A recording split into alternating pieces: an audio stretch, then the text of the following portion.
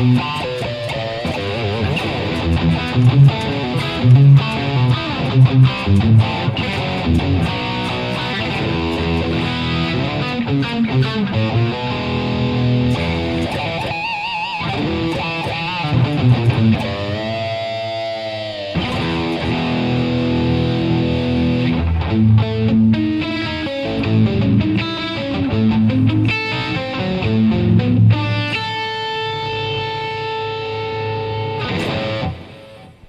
never this early, but everybody's out of the house, and I'm covered in paint because I was just painting. Literally about 5 minutes ago. I just took knee pads off, went outside and rinsed the brush off with the garden hose, flicked the water out of the brush, grabbed the guitar and started this live stream because I'm like, what are you doing? Just go on the live stream. Probably should have cooled down a second. I'm a little sweaty. I'm a little schvetty. I'm schwitzing. And a hot coffee is helping. Here's my early crew. Nelson, of course, superfan Gary Davlin, Boris the German, Jay Maxey, Papa Blue, Joey Kelly, Tactical Six String, Ron Padgett. I am early. I almost started an hour ago, but I said, no, do the painting first. What's up, Daryl? What's up, Sean? What's up, Hotshot? William, Yeti Matzi, Pete Brown, John Clark, Fretless Ed. You get the cheap ones. Okay, they're just as good. It's the thought that counts. What's up, Tulsa? What's up, David? Mike, Larry John, Somatic Dust. Not his real name. Dennis Ellis. Also not his real name. We got Matt. We got Raphael. We got Up Armored. We have Transmission. We got Scott. We got Fred. We got Ian. We got Octopus. We got Kevin. We got Coots. We got My Knees Hurt. And we got the other Ian.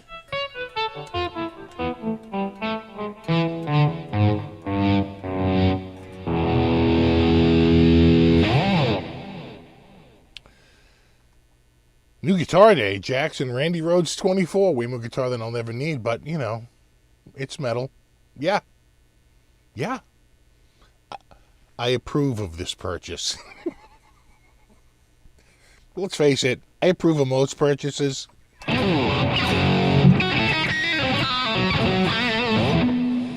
No, I've had this Ibanez a little bit. I had one like it a few years ago. I had one like it in 1980. And I sold it in like 1990, maybe 1992, somewhere around there. Oh, I regretted selling it the second it left the house. And I was like, all right, let me see if I can find another one. And I did find another one that was in rougher condition, but I was playing that one for a little bit. And then a fan reached out to me, Eric, and he said, hey, I happen to have one of those, but it's really rusty. And he wasn't kidding. It was like totally like covered in rust. But he goes, you know, but the body's pretty good. And I'll bet you could like polish the frets and get it going. He said, just pay the shipping and I'll ship it to you. So I paid him the shipping, which was like $40. And he shipped it out. And I bought the Godo. The Godo just dropped right in. I bought the Godo tailpiece and bridge. And I put, the pickups were pretty oxidized too. I put DiMarzio Super Distortions in. But I actually kept the switch. The switch was actually pretty good. And I kept the pots. I was going to replace the pots, but you know what? After a little bit of, you know, cleaner lube, they were great. But this has much better bones. It's got one little crack along the binding up here.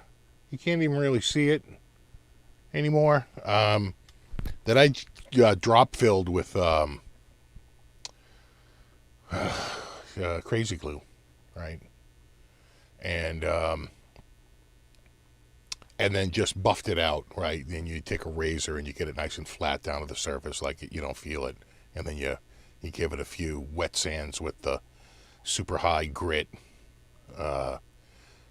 polishing pads, and get it down to a shine. And you can see it, but you can't feel it at all. It came out pretty good. I was pretty happy with the way it came out. But other than that, the guitar is pretty dead mint. I mean, rusty. You can see from the plate, like totally rusty. This is the worst color on camera because it's so bright. Better. Oh, hold on. We just slipped this off. We got it. I should get strap locks for it. There you go. That's a better look. It's a 76. It's a 76 or 77.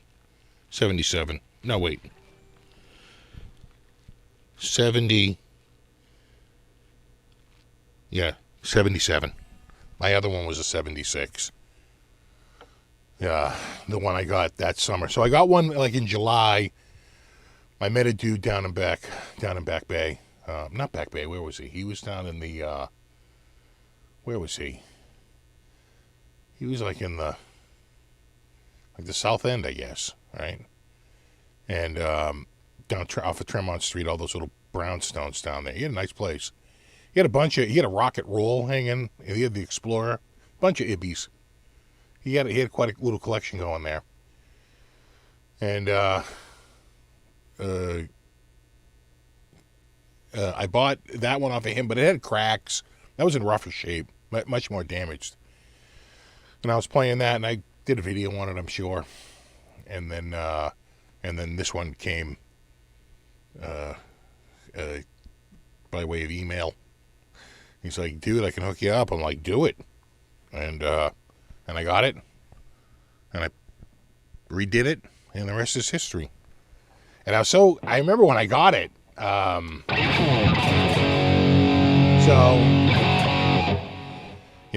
If we are remembering Randy Rhoads,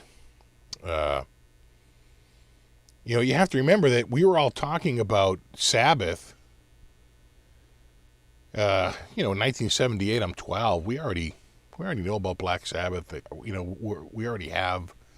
I think We Sold Ourselves for Rock and Roll was a pretty popular album, or cassette really, and we were really, in on Ozzy Sabbath, and then there was the big breakup, and I forget which came out first. It might have been. Did Heaven and Hell come out first? Was that 79 or was that 80? And then, because Blizzard of Oz was definitely 1980, and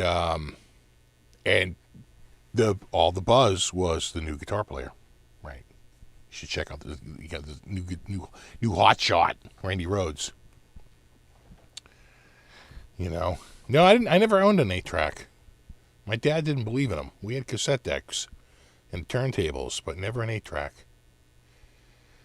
So 79, they booted Ozzy, but when did the album come out? When did Heaven and Hell come out as a record? Because there was a big competition between the Ozzy camp and the Sabbath camp, which explains Speak of the Devil, an album Ozzy never wanted to release, but the record labels, because Live Evil came out, felt like they needed to respond to it. So I don't know. Heaven and Hell also came out in 1980. So here's the question. Which one came out first? Was it Heaven and Hell? Did that come out in like February? Because I think Ozzy came out, I want to say it was in the spring, but I want to say it might have even been later. I don't really remember Ozzy being really big until like that fall. That was the summer of You Shook Me All Night Long. That was the summer of, Back in Black. So 1980, yeah. So I'd love to know the timing on that. So Heaven and Hell is April 25th, 1980. Here we go. All right, we have a working theory here. Yeah, no, Mob Rules was after Heaven and Hell. That was their second album with Dio.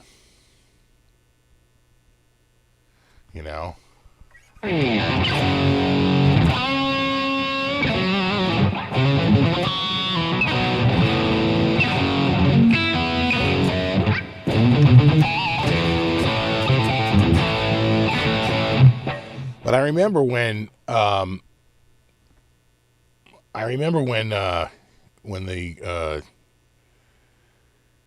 so it's 1980, and I remember that fall for sure, because I remember I got this guitar, and I remember telling a kid at school, his name was Ziggy.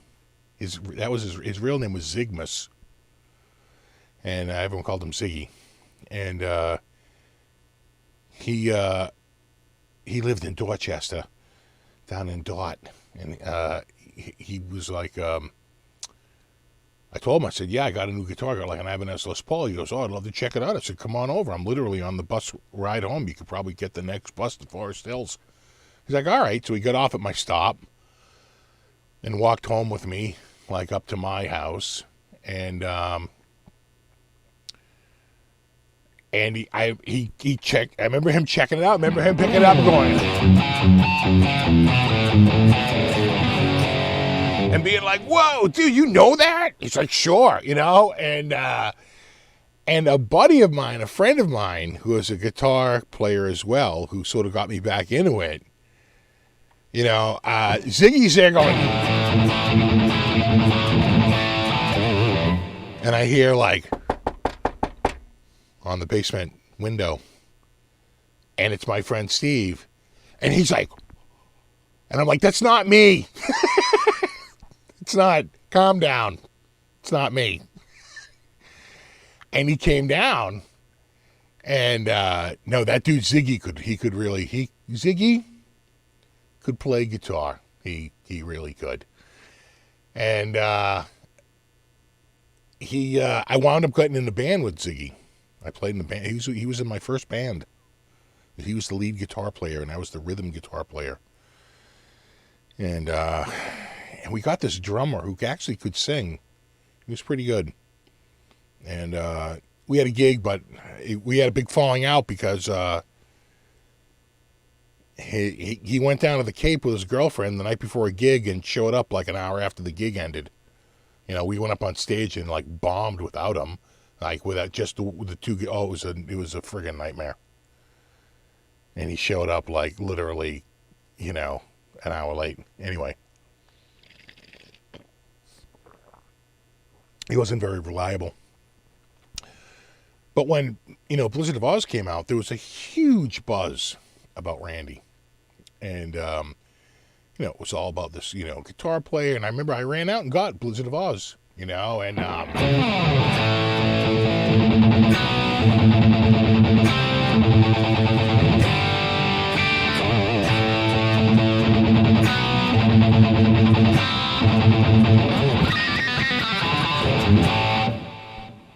that wasn't perfect, but you get the idea. I friggin' loved it. I was like, oh my God, this is I was, you know, that and Heaven and Hell. I had Heaven and Hell when that came out. And I was in a big Pink Floyd, The Wall, right? You gotta remember The Wall came out like that, like prior, right, November, right? So in a 12-month period, The Wall comes out in like November. Then like that spring, Heaven and Hell comes out. Then at some point over the summer, Back in Black comes out, right? I'm 14. And then like that, certainly by September, October, Crazy Train is all over the airwaves, right? And we, you know, we're just blown away by this new guy, right? We're like, this guy is just a killer guitar player. And sort of like really brought in, and I remember all, you know, yeah, your cousin from Boston, right? So many guitar players going, you see, with Randy, he's classical, okay, bro? He's classical, bro. Oh, go on. Like, you know, but it was something new, and, you know, everybody tried to like, you know, I swear he started that whole neoclassical movement. I really feel, you know, some would say, you know, Richie Blackmore had more kind of a classical influence, but not really. Very bluesy when you listen to his solos. And Randy still, he's got some pentatonic and a lot of blues riffs too, but it really felt like, with D and, and really even though it's a lot of pentatonic riffs, Mr. Crowley, right, just felt like, just like this, that's like serious. That's classical, which is laughable now. But at the time when you're 14, let me play you a little classical music. Let me throw on Mr. Crowley. But so we're all smitten. We're all into like that. And I remember being in a friend of mine's garage for like the King Biscuit Flower Hour or something like that on like a Sunday night, trying to tune in. I remember it was getting crisp out. It might have been the fall. Trying to tune in like Ozzy live. And I remember hearing Randy's guitar solo, and he did like a solo, and it was so hard to tune it in. It was very staticky, and we're moving crap around the room to try and get it to come in better. But I remember listening to that, and once we found a position, he's like, "Don't move." No, I won't. And listening to that on the radio, I think it was like a Sunday night, and then out comes Diary of a Madman, all right? And the first big hit is, of course, Flying High Again, right? And but it's really when you put the record on, and you hear, oh God, found out, like that opening friggin' drum volume.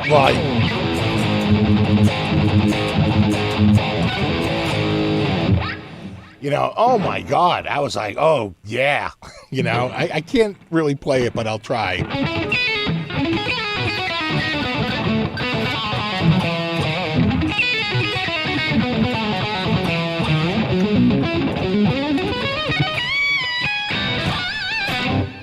I'd have to practice that a little bit, but then you go.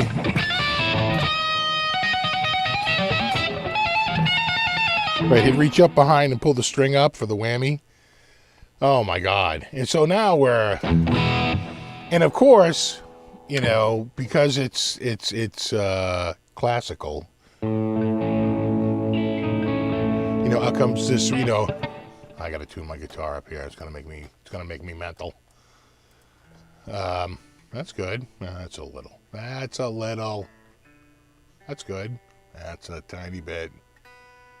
That's good, and that's good.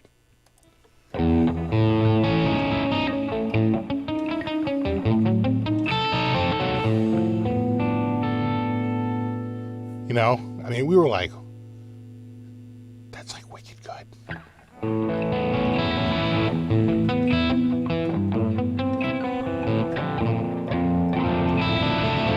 I remember the chords.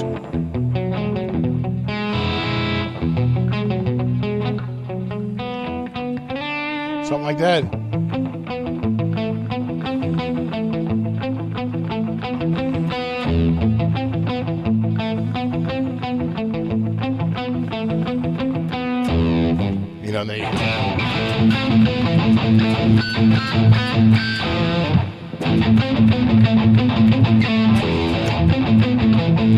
Anyway, you get the idea. My hand, I'm already getting tired. I already need a nap. It was 40 years ago, damn it. What's up, Jay Shaft? What's up, Ronnie? What's up, Pete? What's up? So yeah, we're all, I'm all into it. Diary of a Madman, we're just so into Randy, and we're just like, wow, it's like a new shred dude, And I remember going into, I think it was a Friday, maybe it was a Saturday. I thought it was a Friday, and it was after school. I could have sworn I had walked down there from school, and I got down to I worked at an auto body shop, like taping off cars.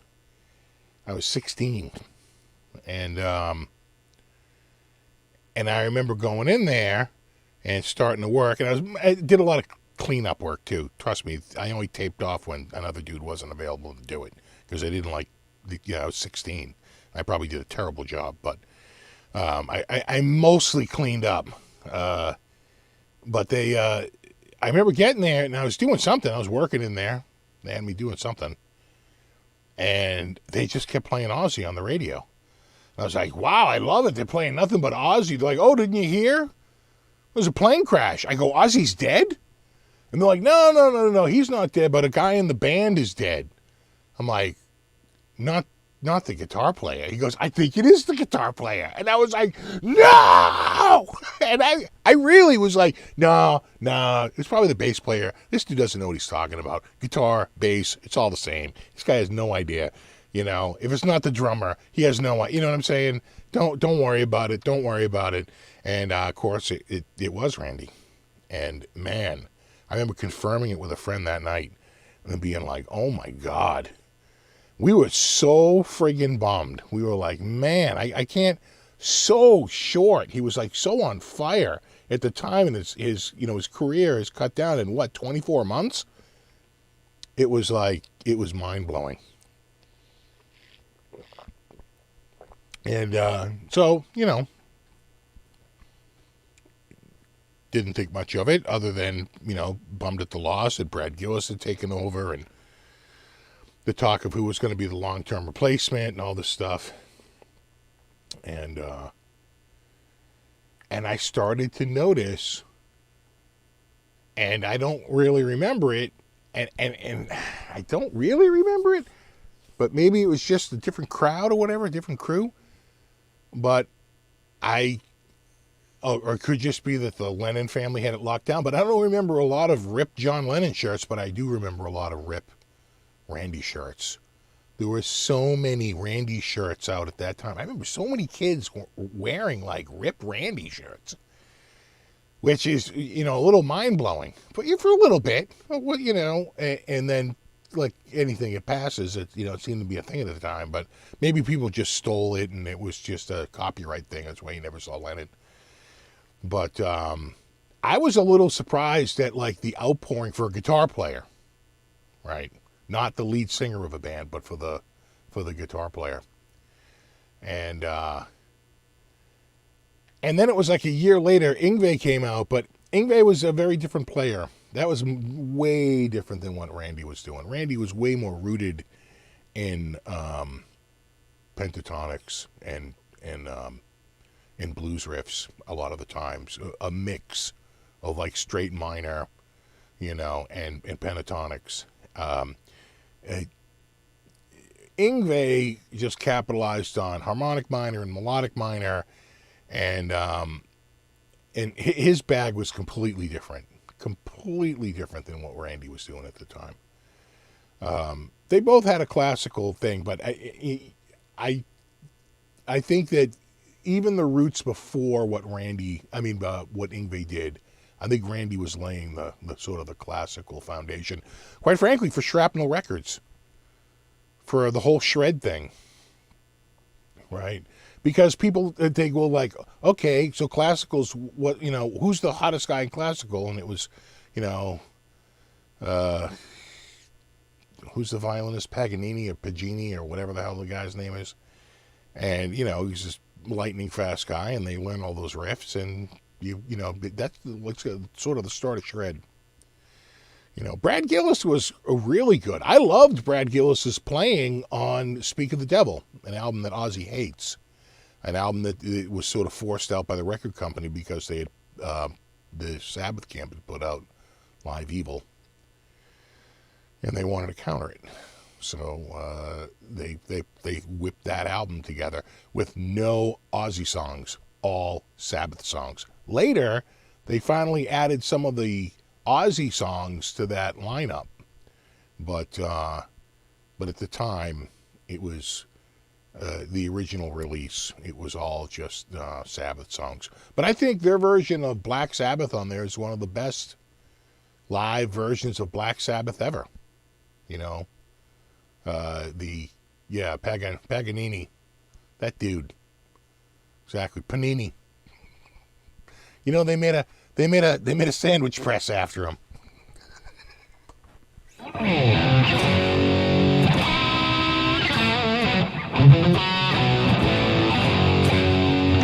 So I think, when I heard of, Randy passing, we were all bummed. It really was. I always felt like no one could ever really fill his shoes. Now, I have friends that are, I swear they love Jakey Lee and Zach Wilde even more than Randy. That's because they're younger than me. They're like 5 to 10 years younger than me, and that's the Aussie they remember, right? You always remember that, the one that was right. So, but not for me. To me, that's Randy's replacement guitarist in a long line of replacement guitarists. I thought Brad Gillis was really, really good on that tour. I thought he sounded amazing. I love that friggin' album. So, with coming on here and bringing this guitar out,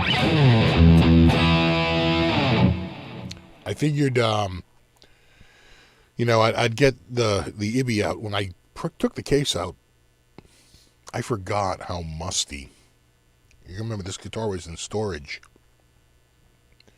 for a long time, and even though I had cleaned it up a little bit, it was kind of musty, and the case was musty. And today is kind of like a showery kind of, 48 degrees and 90% humidity, kind of weird day, cold, clammy day. So I went out and started I needed a tent. So I went out and I started up the Impala, and I got the cabin, warmed up enough that this wouldn't get super cold in there coming from in here. And I got out my ozone generator, and I took the guitar out of the case. I put the guitar on the passenger front seat. I put the case face opened towards the windshield on the driver's side, and I put the ozone generator on the dashboard facing both of them and let her rip for 20 minutes. And then I went out and killed the power to the ozone generator, opened up all 4 doors and let it air out, and then closed it all back up again. I actually even took a blower and just ran a blower real quick into the blow all the ozone out of it, because you don't want to over ozone. And then you close everything back up again, and I ran it for another 20 minutes. And it's like a freaking miracle worker. It's like I'm sure the smell will come back a little bit. It usually takes a few treatments, but my God, it's like a brand new guitar. Has like absolutely no odor whatsoever, because whatever odor it had, it really works good on solid surfaces like this too. The case is a much harder product, whatever surface, really, material, because of the porousness, right? It's got to go for multiple treatments, but it works. I tell you, the other thing made the Impala kind of get all cleared out too. It was getting a little musty, and I was in there. I was like, it's smelling kind of fresh. What's up, Leo? So who do we got here?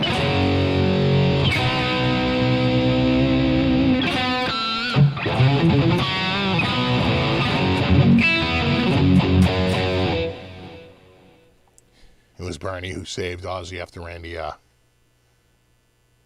More Randy, please. Not DIY home. Well, that's how I got this guitar ready for tonight. I gave it a little. Treatment with the ozone, and tuned it up, spruced it up a little bit. It could probably use, not a setup, but probably a new set. Well, no, actually, the strings don't look that bad. I was gonna say maybe a new set of strings and a fret polish again. I gotta say the fret ends look pretty damn good. I'm gonna pat myself on the back on that one. They're looking pretty good. What's up, Mike?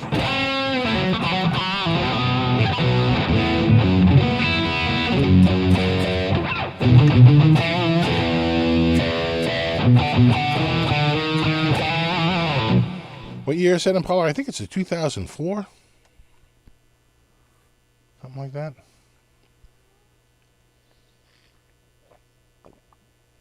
Oh, God, that's good.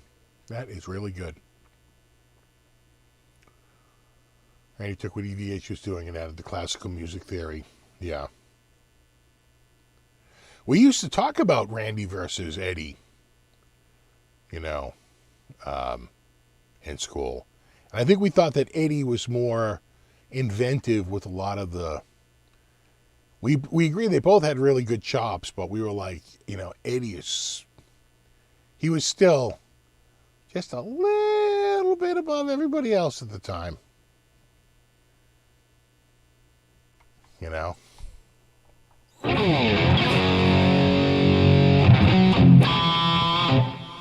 Yeah, Tommy Aldridge. What's up, Sky Prop?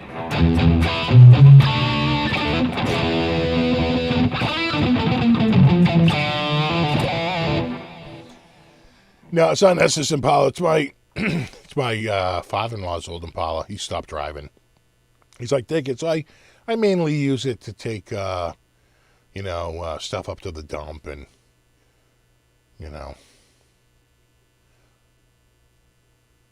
That coffee is good. It's just a Starbucks.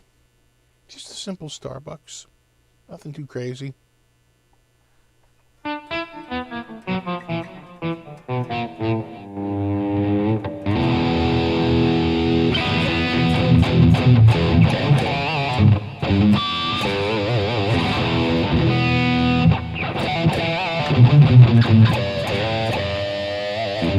Yeah, I agree, Michael. Randy was really brilliant. But, EVH was that sort of madman. And EVH, he had a ferociousness to his playing, especially on those first two albums. That's just like other level. And again, the rhythm. Randy's stuff was way more worked out, where you really felt like Eddie's stuff was a lot of like, not off the cuff, but a lot more just like visceral gut than cerebral. I'd say Randy's a little bit more cerebral, and Eddie, without a doubt, is way more visceral in their playing.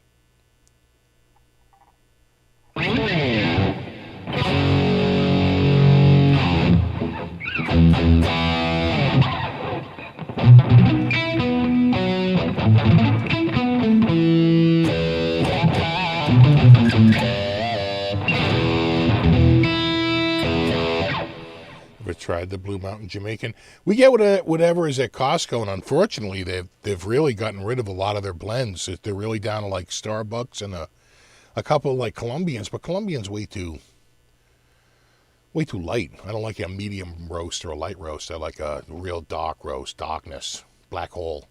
Give me Starbucks black hole.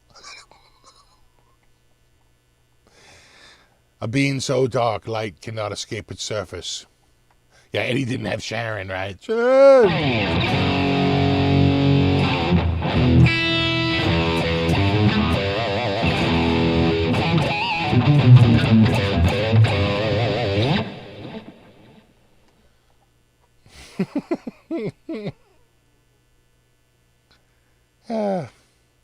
Starbucks is good.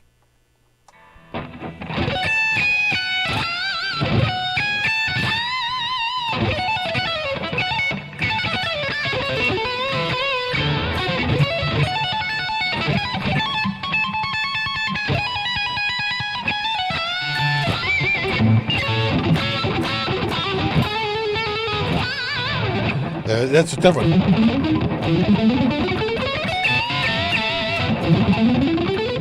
It's like, because he switches from triplets to quarter notes. The 16th notes, like...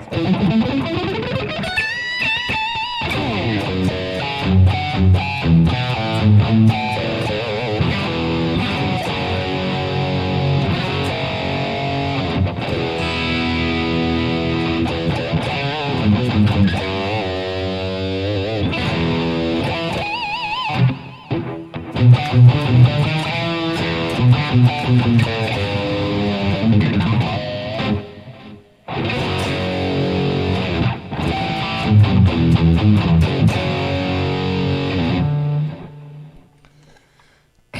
thing is that, a year before, or maybe even 2 years, definitely a year before that came out, didn't.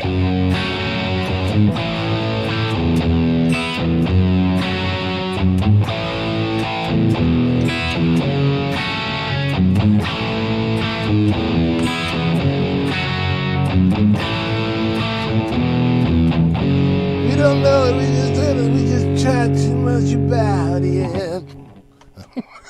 Listen! Oh, they listened. I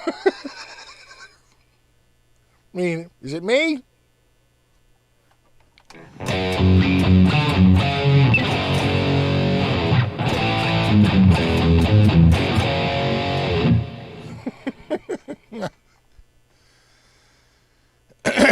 Right now, I usually use, my go-to pick is generally the Dawman. But I have more picks. I actually have some more picks to show you. I placed an order, I guess about 2 weeks ago, because it takes them about 2 or 3 days to make the picks. Depends on how busy he is, and whether you order it on a Saturday, right? And then the shipping takes about 7 or 8 days, right, to get through all of the stuff. It's usually 2 or 3, sometimes as many as 4 days in Switzerland. Then it's like a day to get, or 2 days to get to New York. That's sometimes even a day, like in New York. And then it's only, because I'm in Massachusetts, I'm pretty close to New York.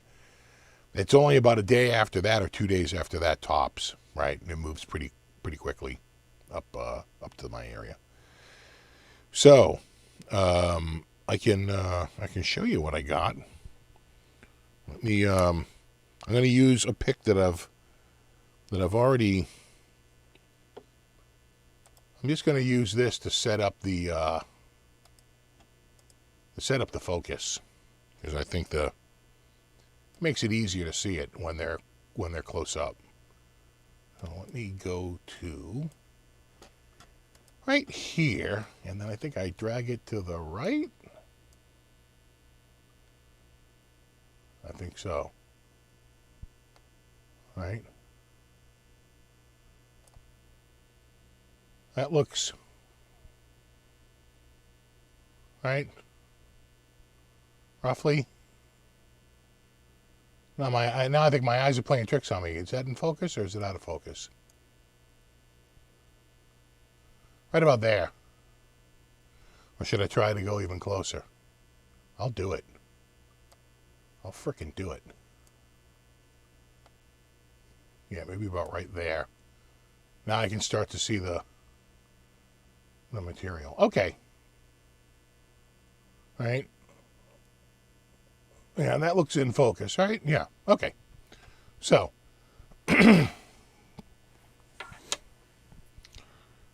we will start with, hold on, I got to, hold on. Do. All right. We're gonna start, you guys already saw the Torlon, right? That was from last week. I think you already saw that one. So this week, I went with a 15 millimeter glass. It's not made of glass, it's made of acrylic.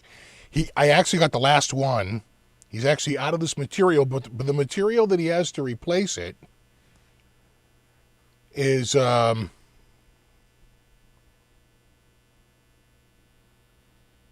even cooler. So that's cast acrylic. But the stuff he got to replace this material here is helicopter windshield acrylic. So it's like one of the highest grades, and it's like super clear, right? They treat it so that like all like imperfections come out, and it really is like glass, and it's a little tinted. And he was showing me one of those. My God, it looked amazing. I like the honeycombs, and so I wanted to try out a couple more honeycombs. So I got a honeycomb, a clear honeycomb. I meant to get 3 different shapes, and I accidentally got 2 of the same shapes. But whatevs, bro. I'm good. And then I got an orange. And I always get such massive picks. I decided I was going to get a smaller one. And I got one of his little drops out of the acrylic here. This is actually an amazing little pick. It sits in your hand really nice. I really love this pick. It's a great little pick. All right, you ready? I don't know if you're ready for this, but we're going to go to it. Next up is the world's, you can't really see it here, but it's like the world's, it's glowing, but you can't really see the glow that well. But it's one of the high glowing. If I take this off screen, oh my God, it like, but it's so bright here, you can't really see the glow. But that's a super glowy green, high glow-in-the-dark material, right? And I got this brushed, and I got a little bit smaller design, like if you look compared to like that. You see that? I went smaller. Because, you got to mix it up. You got to mix it up a little bit. And then the last one, I got 6. 1, 2, 3, 4, 5. You've seen 5. The last one I got, and this is it. This is the big boy. This is the, see, to turn the lights out, though, I got to get up behind the computer here. It's a bit of a thing. Maybe. We'll see. The last one I got is the Showstopper. A 20 millimeter acrylic impregnated with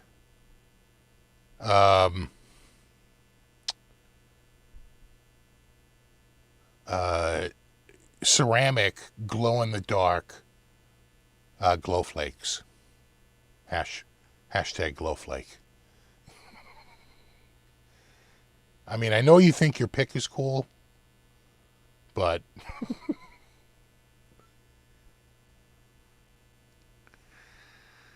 yeah.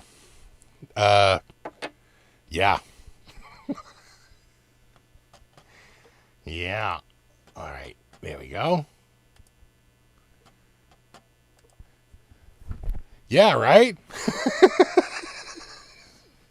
It's in, look at that thing. All right, so here's my Daw Man, which everyone's like, it's a really thick pick. I'm like, I know, that's a really thick pick? How dare you? And it really does glow. It looks awesome. Do.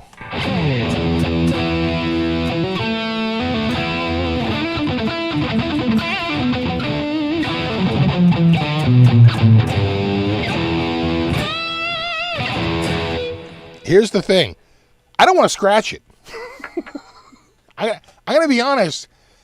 I'm treating a lot of these as showpieces. They make little stands for coin collections, little coin stands. And I picked up a couple of dozen coin stands, and I'm going to set up a little display of all my picks.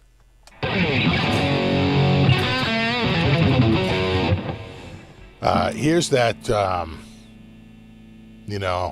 little caramel one there. This is a really cool pick too,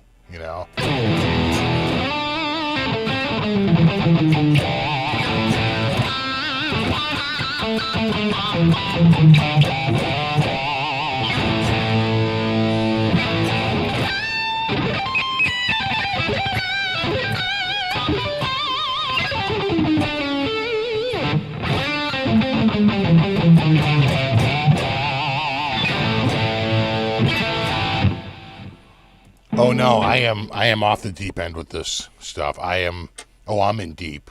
I am in deep. And yeah, yeah. So it started off with 4 that I bought. I want to say, was it January now?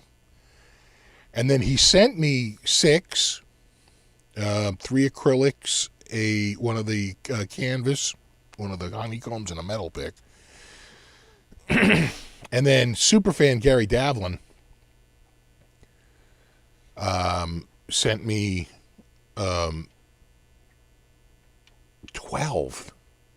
A shocking bounty of these picks, and it didn't help. It just, he's like, that should hold them over. Are you kidding me? That's called wetting your whistle.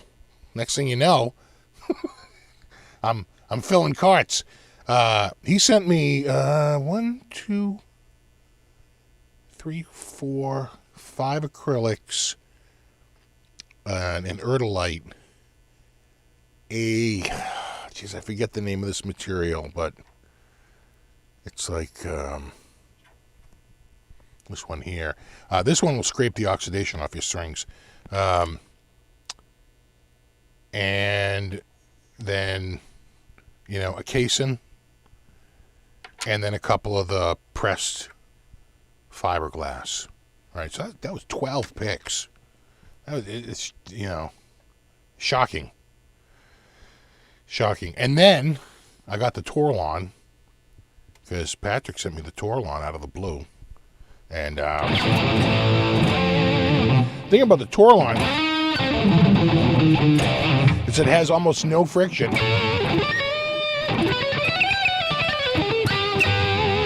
It's almost too smooth, if that's such a thing, because you'll never, this pick just shrugs and laughs off it like picking at a string. Right? This is the type of plastic that would be like in a wheel bearing or like a car transmission or some crazy high stress, high temperature, high wear situation where it's supposed to perform forever. And so he really beats up. He was telling me that it really does beat up, the materials. Like, you start to blow through sandpaper and,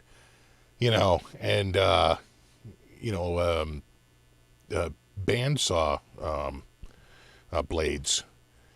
And then I got those recent 6, the ones I just showed you. This one here, the super thick one, even though it's acrylic and the bandsaw goes through the acrylic, no problem, the flakes are ceramic, and the ceramic will kill the blade. So you got to go super careful, because if you go too fast and you hit a piece of ceramic, he said, it just snaps the blade. And it's 30 euros for each blade. I think it was 60 euros or 65 euros for that pick. And I put together an order. I want to say the whole order was 250 euros, I think. 1, 2, 3, 4, 5. That sounds about right. I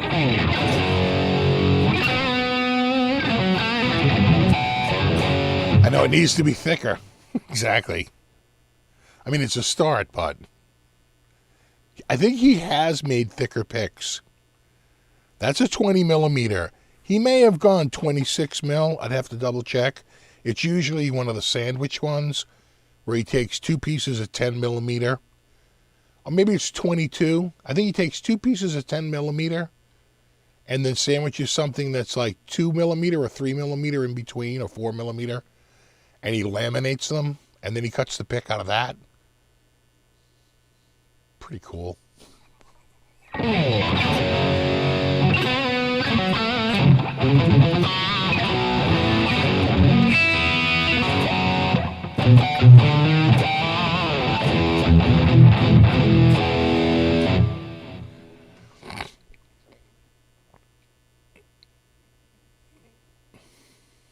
Actually, the exchange rate right now is pretty favorable.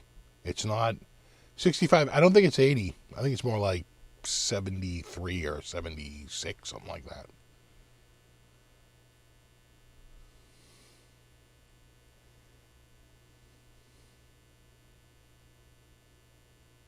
You have a big V pick, paperweight pick. Nice. Enough about picks. Never. How else would you play?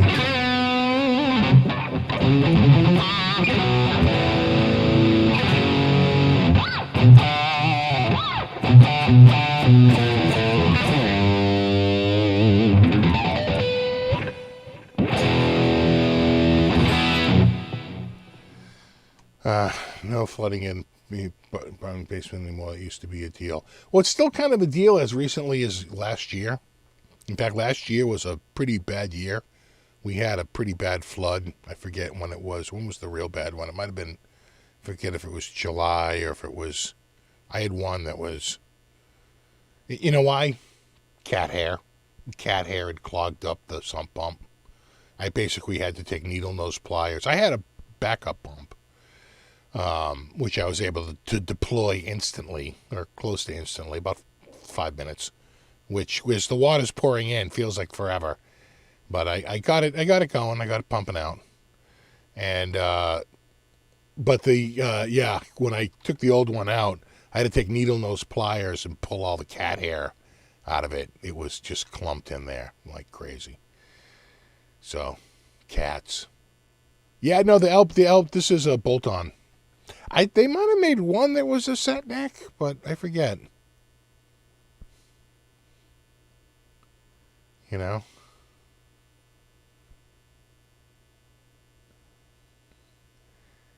Yeah, needle nose pliers fixes everything. So yeah, I have multiple backups. I literally have,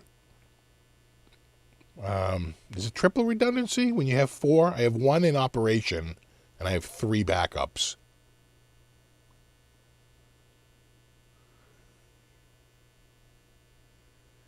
What's up, Anthony? Have a cat here? I don't think so.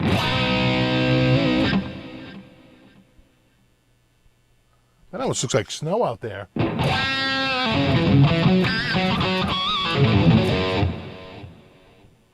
Or worse, that could be fog. Because when fog gets super close to the lens, it almost looks like snow a little bit.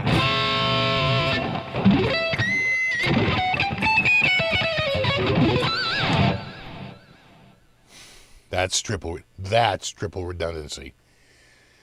So I have multiple backups to the backups. So I should be good.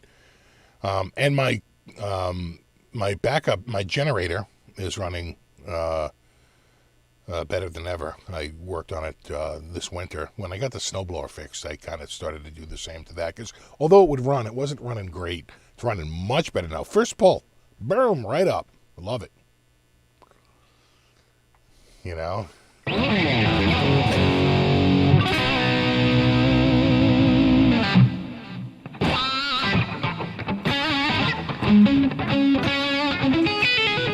Yeah, DiMarzio Super Distortions.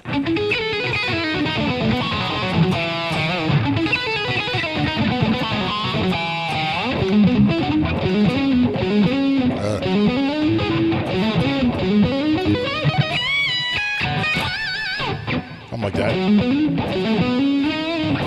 I haven't played guitar. My hands are a little squiffy from holding the paintbrush for 2 days. I can definitely feel. Oh, you know what? I should take my wristband off here. Oh, I can already feel a little more of the blood flow. Look at that little indentation in my wrist. It's probably not good.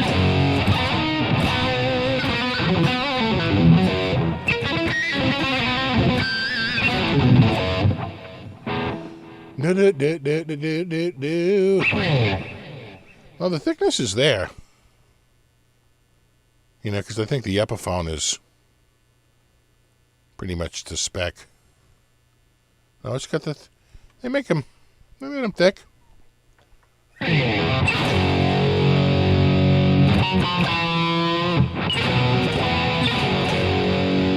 know any Steely Dan? Not really.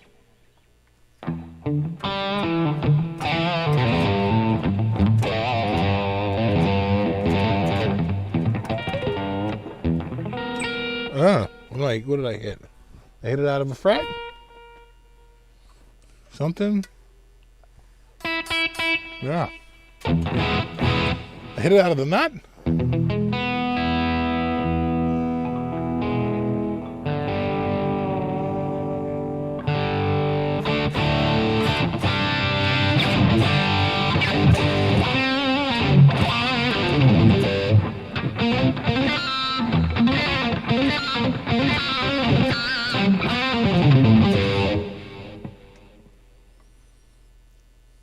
Guitar Center's looking for more money.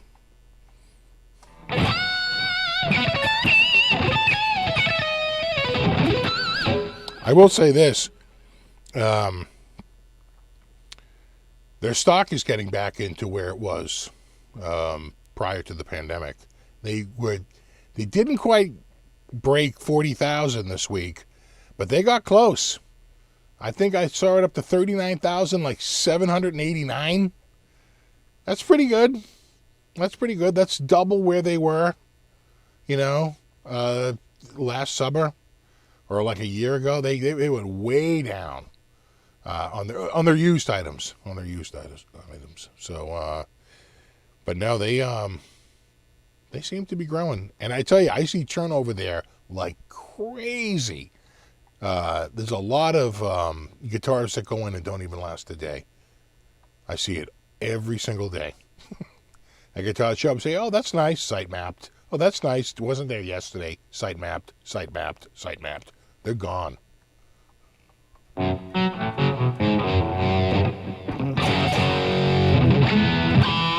Hey, what's up, R2, R3? James Skunk Baxter, and I don't know the bass line to Steely Dan song. Yeah, I actually met Skunk Baxter at a Roland party. I got invited to a Boss party, Boss Roland. And I walked in and it was like Rick Nielsen and Jeff Skunk Baxter. I was like, hey guys. Like Larry Carlton was there, and I was like, interesting. Music is Win was there. Davi Das was there. Joe Morgan from Morgan Amps was there. It was a good time. I was talking to Jeff for a couple of minutes.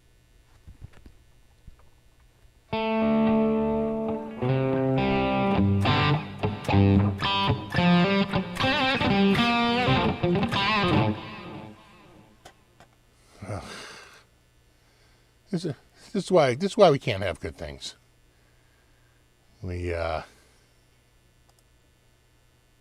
There's always one, right?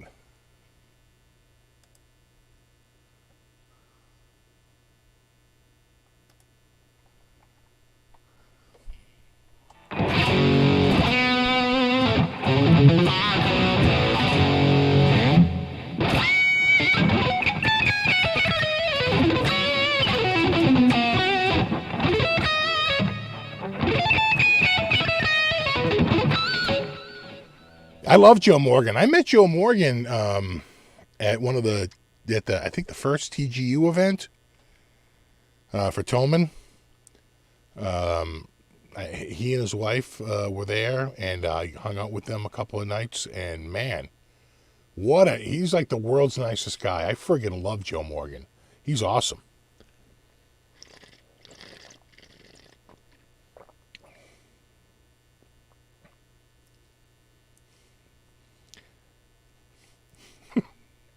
I know, Ben. They sense you're missing, and they try to cry out for attention.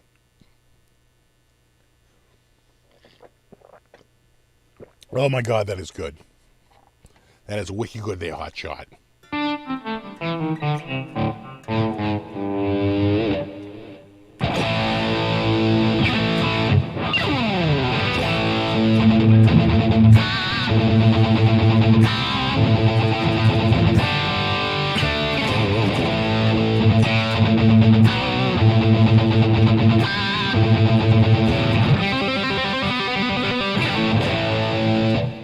The Theodore, I don't know. It's not my cup of tea. I could see somebody liking that shape, though. You know, because it's quirky, and there's a lot of dudes out there that just like quirky. I just felt like the headstock needed to be as quirky as well, right? Maybe that's where it's sort of losing me, because it just looks like a standard, you know, sort of Explorer headstock. But maybe at the time it was designed, that was like cutting edge.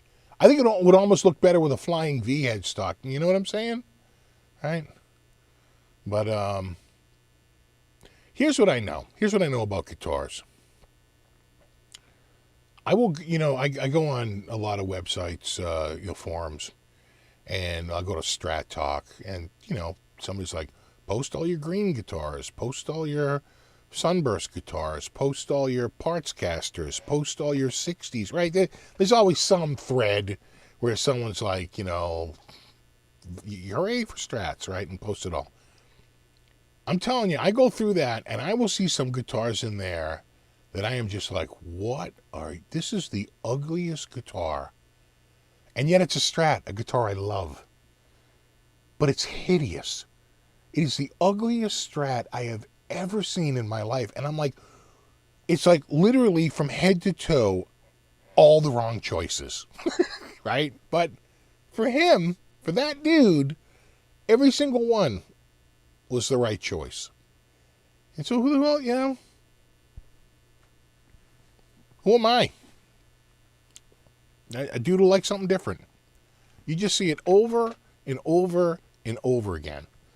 When you look at guitars on there, and I'm like, oh my God, that guitar's hideous.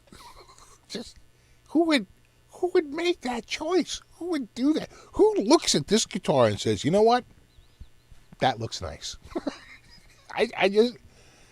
But somebody obviously did. Somebody obviously did. So, how about the new Fender? You know, the new Fender,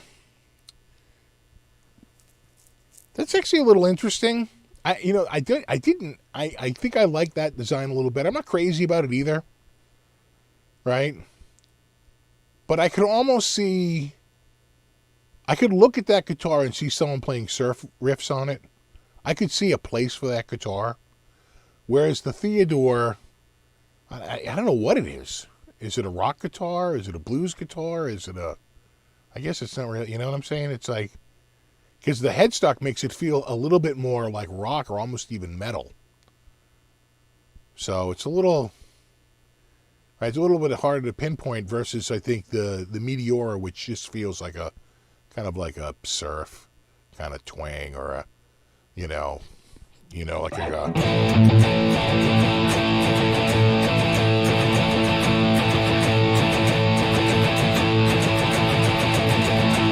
Good night. That was our biggest hit. The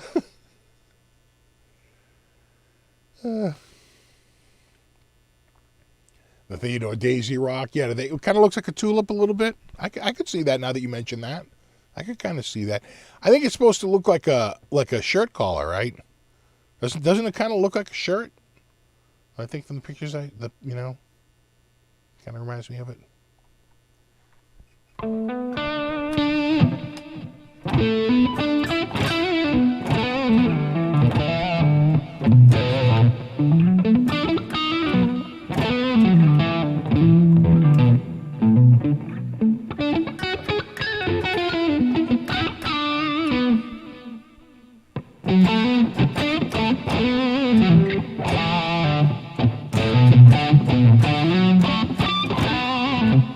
No, Steve from the Sex Pistols.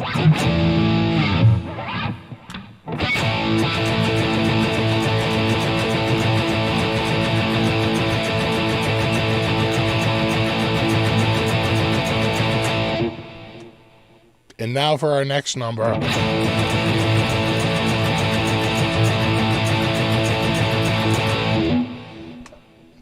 No, wait, we have a new song.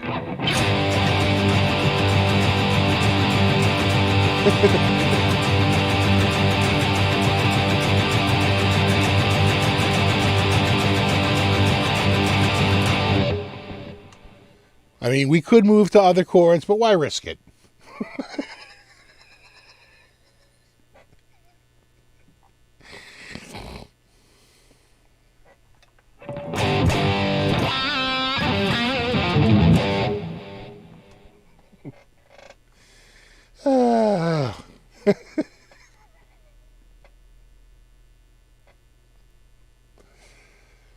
Yeah. Oh, thanks, Charles.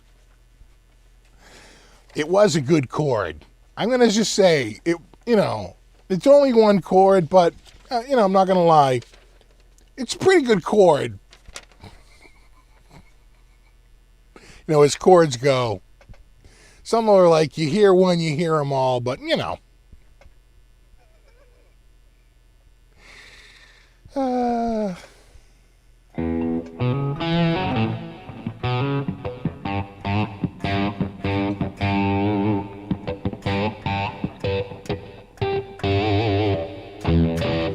So one thing I've been working on, in fact, we could do a little. Is it slideshow time? Let me just say, I'll just ask really quickly. Is it slideshow time?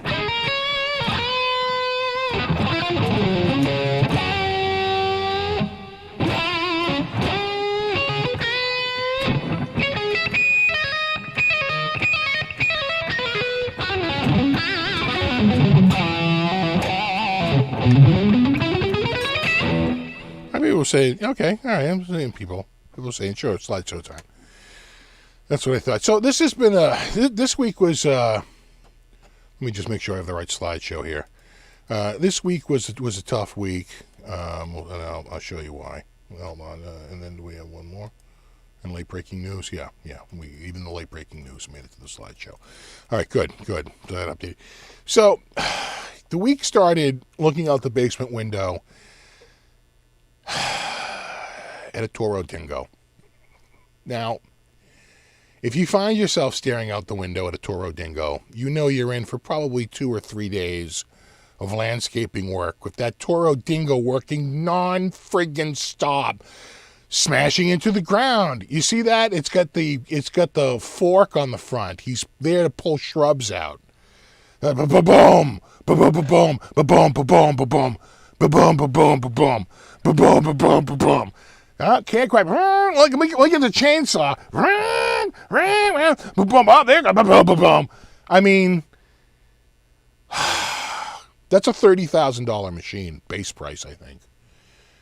So, that's the narrow track Dingo. And he had a number of front parts for it. He had the shrub puller. He had the scoop. He had the coffee maker. He had everything. So he was, they were out there for 3 straight days, ripping shrubs out, pulling fences down, dropping dirt over there. They used that to carry the dirt over. It's like, you guys ever hear of a wheelbarrow? Apparently not. So anyway, not a good time to, considering that's right outside the basement window, not a good time to do a lot of video recording, unfortunately, because of the noise pollution that was pretty much present. So I said, you know what? I'm gonna defrost the fridge, my fridge, which needed defrosting. Now this cake of ice went all the way to the ceiling. This is a blow dryer on it, and I was able to finally get the front door open. All right, so the door was down. I have it open and I have it taped up. You see that I have this masking tape here. I taped the door open because I have on a stand, I have a blow dryer about 3 feet from it, blowing onto this thing, trying to melt it. It took 3 hours of a blow dryer on it to finally bring it down. See how that goes all the way to the top? This all went all the way to the top, all the way down into the drip pan. I'm no scientist, but I'm just going to say, I'm no HVAC tech, but I'm just going to say that when your cooling element is ensconced in that much ice, it's probably not very efficient. That's under the stairs. So I pulled this out. I pulled the fridge out, and I'm defrosting it. Then I said, well, let me look under the stairs, and, I'm finding old beer bottles and friggin' potted plants, and I said, you know what, it's about time. And the stairs are broken. This little support beam here is just to keep it from completely falling down. But if you look closely, you can see that this stringer, which is the world's thinnest stringer, don't spend any money, broke. So what I need to do, and I already have I have a car jack in here.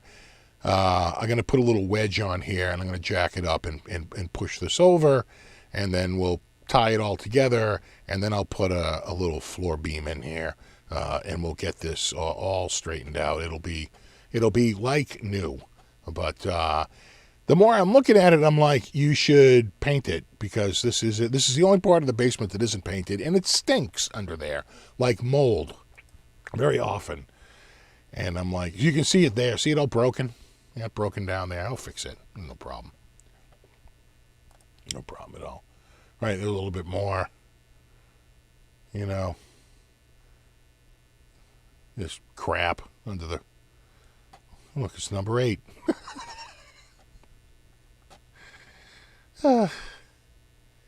And there's a little bit more. This is a little bit of recon work that I'm doing. All right. So this is after I didn't take a lot of photos while I was actually doing the work. But this is what you were just looking at, right? That is like this area under here, this area that right there, right in the corner, this area, right? You can see the board. You can see that board. And there's the board. And there's that corner board. But now I've got 2 coats of the paint. I got a couple of coats of the paint. You know. The floor paint, I go to pour it out. It pours out like water. I had them shake it, but apparently there's probably 2 inches of mud at the bottom. I'm going to have to get my power stirrer and stir the rest of it up. But, it's just a power stick that goes on the end of a drill. But I was so livid. I poured out what I thought was a tiny amount, and it spread this far. I had to keep moving stuff back and out of the way because it was so friggin' thin. Oh, my God, I was livid. I'm like, curse you, Home Depot. Those floor drying fans are the best friggin' thing I ever friggin' bought. See the blue one and the red one there? Oh my God, they're the friggin' best. Dried that floor in friggin' no time. Here's another shot of it. And then here it is. You can see how I've cleaned it up in there a little bit. Right? See that if you look from here, where it's kind of rough. Right? And now the board's out. I took the board out to do a little bit more of the painting work. I did this minutes before showing up here tonight. And I was just like, you know what? Let me get under there. I do a little bit, and I added a little bit of paint up here to finish out the bucket, right? I'm painting and just to finish it all out. And then I'll do a little bit more of the stuff on the floor. And this is all part of the whole reason I am even doing this is because I got a studio tour coming up. Distro Kid is going to sponsor a new studio tour for 2022. And, but it's like, I just want to make sure it looks a little different from the one from 2020. So, I'm going to clean that area up. I'll get everything back in there. And, the walls are from 1929, 1930. House was completed in 1930, but the walls could have gone in 1929. I think it looks way better now too, right? I mean, I think that looks a lot friggin' better. That versus, that.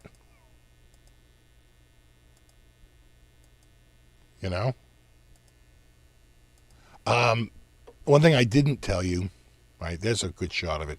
One thing I didn't tell you was, to start the project. And again, I don't know why I do this to myself, but I got up early, like 7 a.m., something like that, because the kids get out of the house at like 7:30. So I wanted them like just out of the house, and they get all the cats upstairs so I could open up the back door because I knew it was going to be a nice day, no rain, anything. And I started with bringing the pressure washer into the basement and taking it into that corner and pressure washing the corner, which I'm not going to lie, it created quite a mess. The walls were completely clean. I had vacuumed them first, and it wasn't even close to what it was after they were pressure washed. The walls are a little sensitive, so I didn't get too close with the pressure washer, or I'll start breaking concrete out. So I kept that sort of farther back, right? But you could see the washing all the dirt off. And then on the ground, I really got close to really strip that floor down. And I wanted to do it to the rest of the floor before I put the rest of the freaking concrete down. But I tipped that floor paint, and it fell out like water. I was like, oh, yeah, oh, my God. If I could go back there and crack this over the head of that friggin' Home Depot. It's like, how long did you put this in the shaker for? A minute? You know? It's like, give me a break. And, yeah, I'll have to get I have a power stirrer. You know what I'm saying, a wand. In fact, I have a real big one that goes in the big drill for like doing like, you know, the 5 and 10 gallon buckets of paint.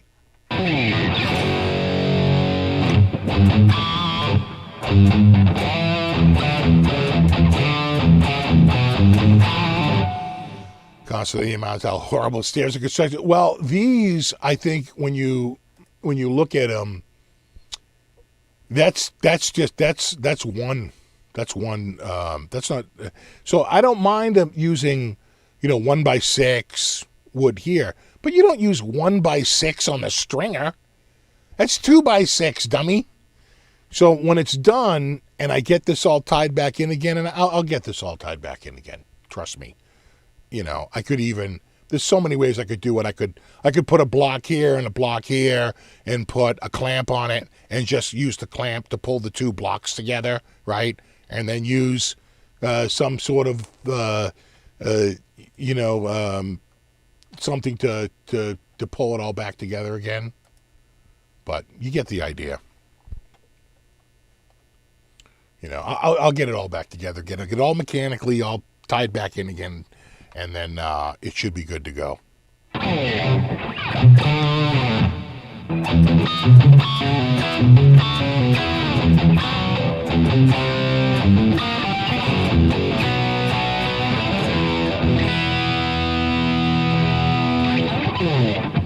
I am going to put a little bit of Tite Bond in there. I am. Put a little Tite Bond in there. And I'll probably even sink maybe one long, thin screw. I'll drill a hole and sink one in, just so I have a pin going through the center of the wood. But you got to be careful because you don't want to split it. I almost feel like it's better to just put something on the side of it, right? And you get 4 screws on each side, 8 screws total, and you should have a pretty good bond, right? Especially if you have a big patch, right? Yeah, I have a 1/8-inch plywood.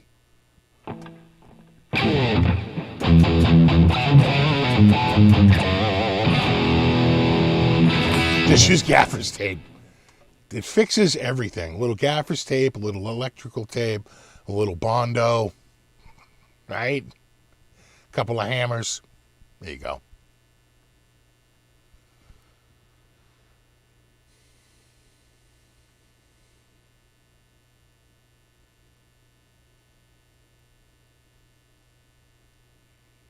Scarf joint it.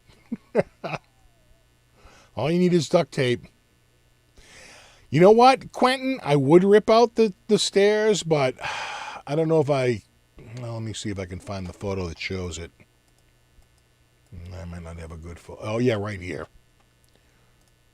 Sorry, wrong button. See up here? My friggin' waste pipe from the downstairs bathroom literally runs through it. That's why there's this board in the corner, right? To hold the waste pipe up and to hold everything. So this part broke off from this part here because this part's actually pretty solid. But it's just nailed in and the nail came out, right? And once the nail came out, it broke off.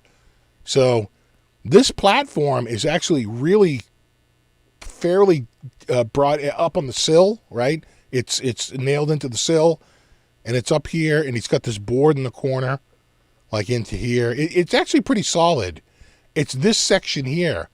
You would think it would be a single string, but remember, it goes up and takes a corner, and we've got a waste pipe running through it, a cast iron waste pipe that I do not want to have to change. So,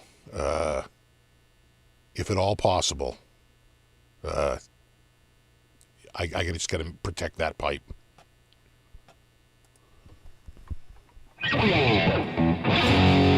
Call the guys from this old house. I actually know Trethewey. My dad used to rent a store from the Trethewey brothers. We were in the same building.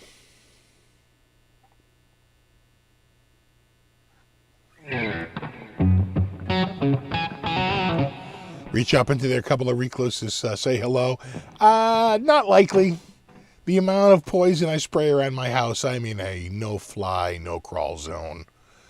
You might have a couple of recluse spiders up there that are dead, but I am sure I have sprayed under there with some liquid death that is incredibly effective. Like, really good. Hey, what's up, Speaker? Yeah, dry luck is good stuff.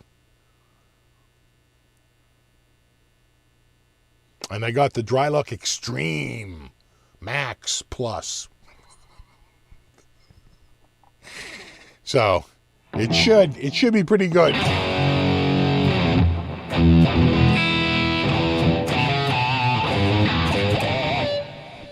Spiders are pretty resistant even to the incredible stuff. Not this stuff, no. No. It's the stuff I use, some of it I'm really not even supposed to have in this state, but, you know, there's eBay. Yeah, those are the worst stringies you've ever seen, right?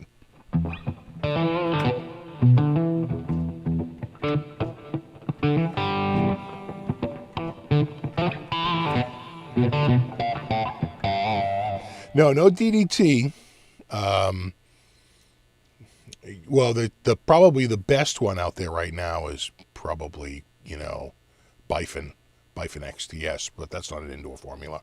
Bifin IT indoors, Demand CS indoors, Suspend SC. Pfft. It's labeled for over 70 insects. Same with the Bifin XTS and Bifin IT, labeled for over 70 insects. It kills everything. The problem with it is it kills fish, right? I think you have to drink like a quart of it, right? It kills a duck it like something like a half a cup or like a cup of the stuff. It kills a man at like a quart. It kills a fish at 12 parts per billion. Kills an insect at about 12 parts per billion. Oh, incredibly more toxic to fish and to insects than it is to people.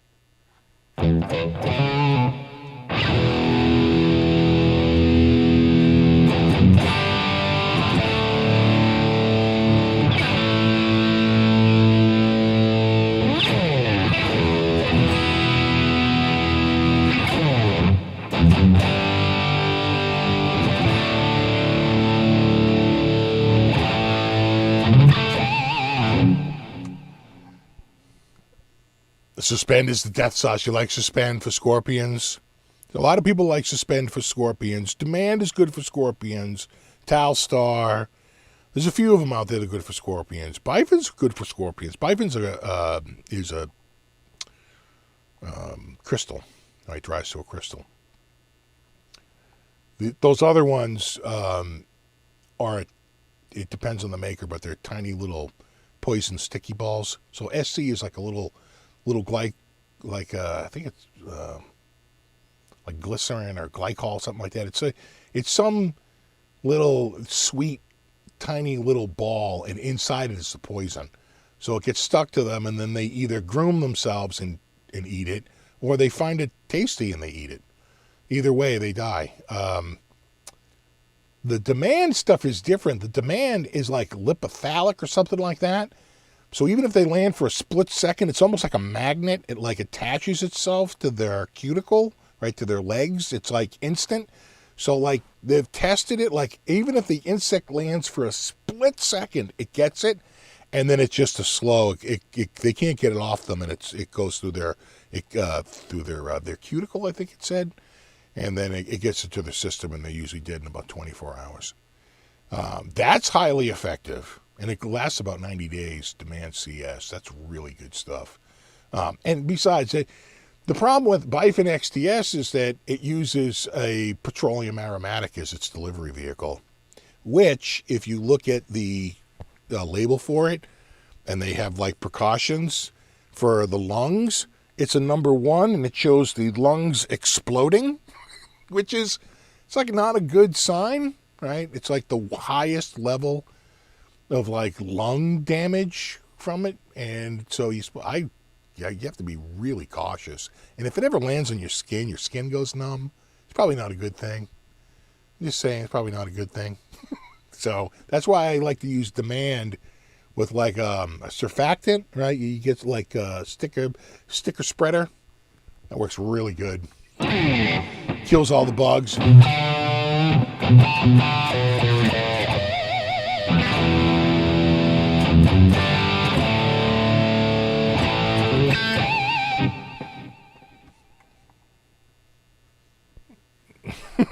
Oh, it's unfair.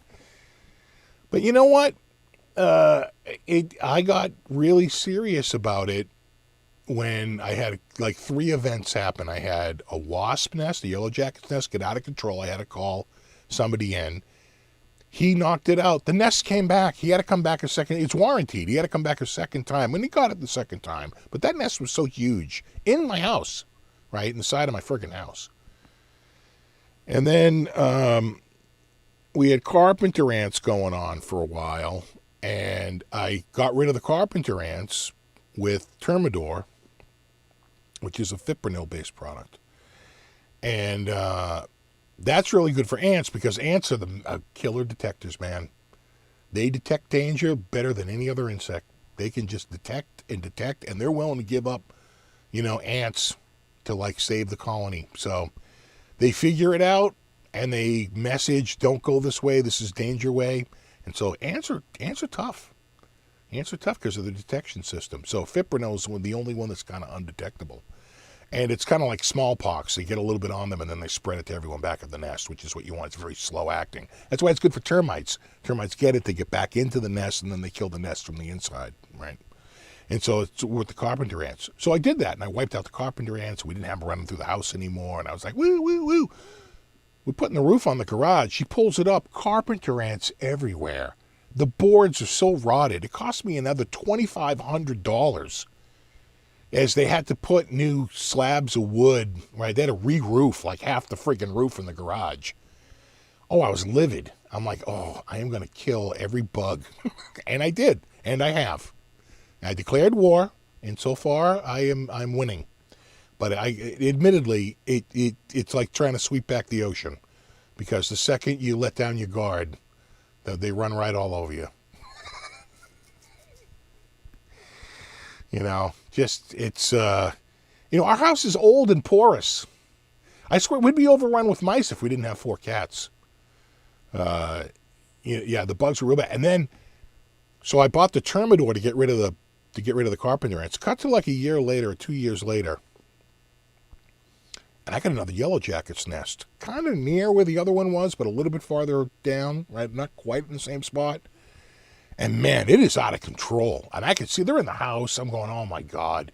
I go out there with my Home Depot stuff, and I'm just angering them. I'm driving them into the house because this stuff has a big burn going on. So I call a local place, pretty reasonable, came out $100. And I'm talking to him. I'm like, yeah, I was spraying some Termidor. He's like, you know about Termidor? I'm like, yeah, I use it for the carpenter ants. And he's like, did it work? I'm like, it did. He goes, yeah. He goes, it should. He goes, that's really labeled for it. He goes, it's good stuff. I'm like, yeah. So I go, like, what are you shooting today? He goes, Termidor. And I was like, oh God, I have 3/4 of a bottle downstairs on the shelf. I can go mix up a gallon of this and shoot it too, bro, and not have to pay $100. So I paid him the $100. He killed them. He went out there with a bottle with a gallon of Termidor and gave it a good soak, and it was gone in 24 hours. And then cut to like a week later, my parents had a big one. I said, don't call anyone. I'll be right over with a gallon of Termidor.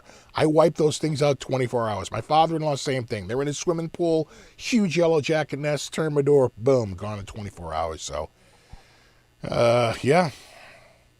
Once you get the real stuff, once you get the good stuff, it really does work.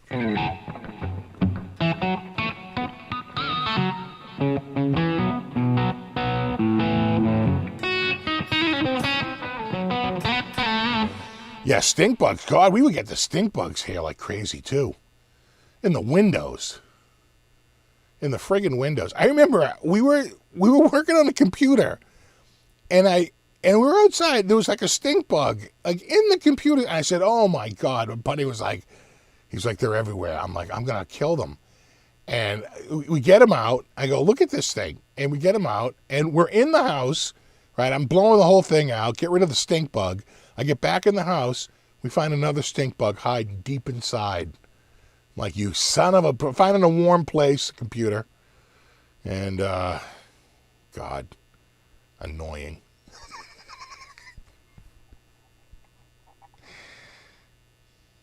I know, right? 24/7, 365 in mass. God, the stink bugs.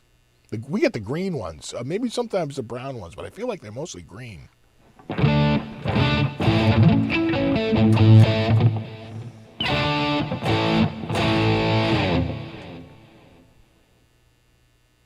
I do remember that guy. I remember that guy selling an Ibanez Les Paul for $295 and wouldn't sell it for less than $305 because he had it locally for like something like $300 something.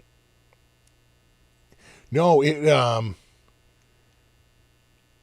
sold for $300. I got outbid for $305, but I had bid $295, and he like said, "You want it." And I went to go pay for it. I said, "Hey, I happen to live nearby. You just want to meet me?" He's like, "Stop, don't pay." I said, "All right, I'll meet you. I'll give you $295. He goes, "No, $305. I go, "No, that's what that dude's bid was.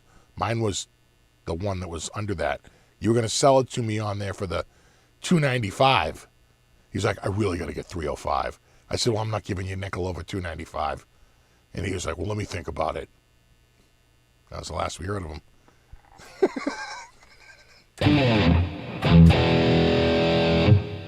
What's up, Steven? We're doing okay.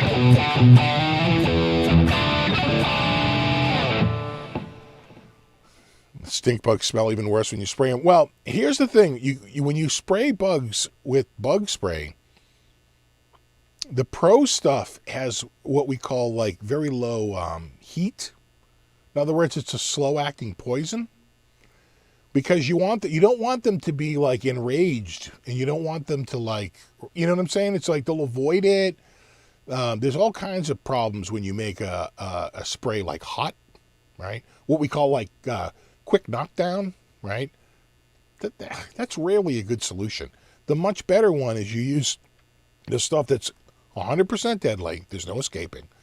But it's slower. It takes like 24 to 36 hours because what happens is the bug starts to feel a little sick. And I think it's in their nature to go outside or to like get away from wherever they are. Maybe to seek water, right? Maybe they feel thirsty or something. I don't know. But the slow stuff really works well. I mean, it just, after a while you realize, geez, I haven't seen a bug at all. No spiders, no ants, no nothing.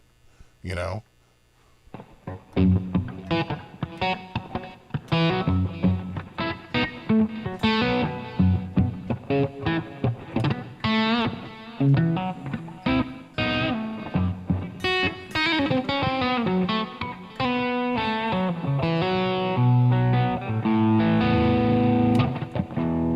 Exactly, Sailor Mike.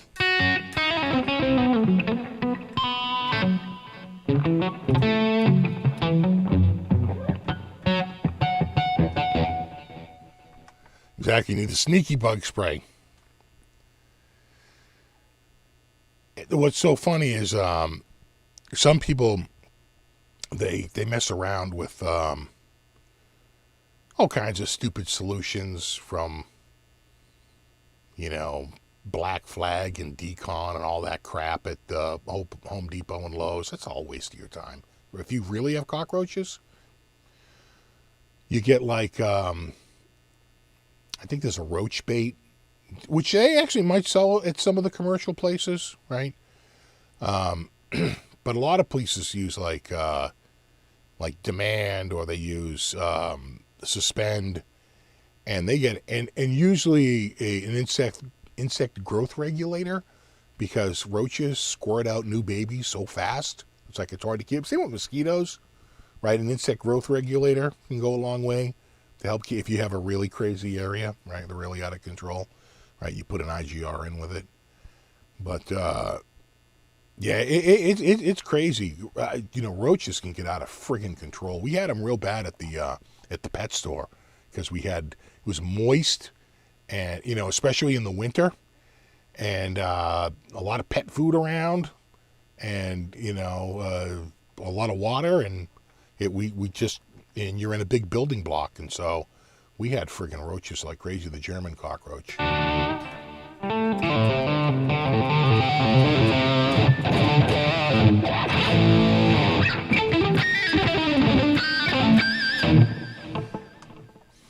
Oh, no. What is that? Diatomaceous earth there? That totally works because at a very small level, if you ever look at it under like a microscope or whatever, it's tiny shards of glass. And the insects literally, it's like the, whatever, like the, what am I thinking of? The die-hard materials, right? Throw a bunch of broken glass on the floor. And it really works. They bleed out. It really does work. It cuts them up. And like you say, it's straight up. But yeah, that only works in so many. It works really well for ants, but it's for spiders. But for the non-crawlers, the flying stuff, it's less effective, I find. They do speak German, and they're very, very disciplined.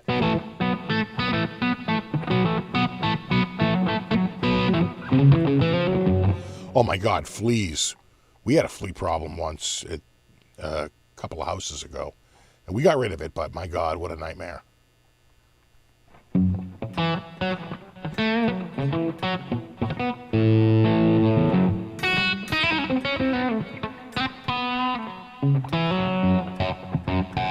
All this bug talk, I didn't even notice gnats, the fruit flies. You know what? We get in here, what we get here are winter moths. Oh my God, you try to walk out on a fall day, like late fall, like November or December, when it's really moist out. It was like running a gauntlet trying to get up to the front door because of all the moths around the light front porch. Be 200 moths out in the front porch. It'd make me mental. They're gone. They would also defoliate my trees. They defoliated one of my trees once, and I thought I was going to lose that tree, which would make me crazy because, it's almost 100-year-old tree. It was probably put in when the house was built. So they ate every single leaf on the tree. They stripped the tree down bare, and the tree sprouted a new set of leaves. And by then the larva's all done. They move on. But a tree can only do that like once every 5 years. You do that every year, that tree's dead pretty quickly. It puts a tremendous stress to create a whole new set of leaves on a tree so it can survive the summer. But now they're all gone. I don't see them on the porch anymore.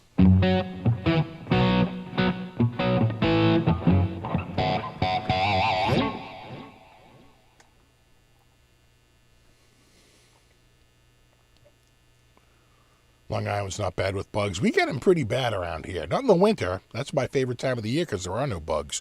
But in the summertime around here, it's so moist around here. Granted, we don't have the... See, when you get to the Southwest, it's not like you don't have no insects. They're just bigger, right? So they can hold more moisture for longer. So you get big spiders, and you get scorpions, and you get all kinds of stuff that...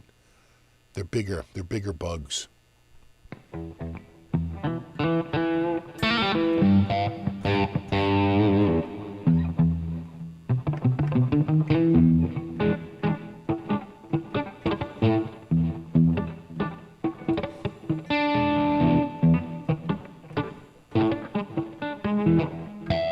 Northern Wisconsin, the bugs ruled the world out there, yeah.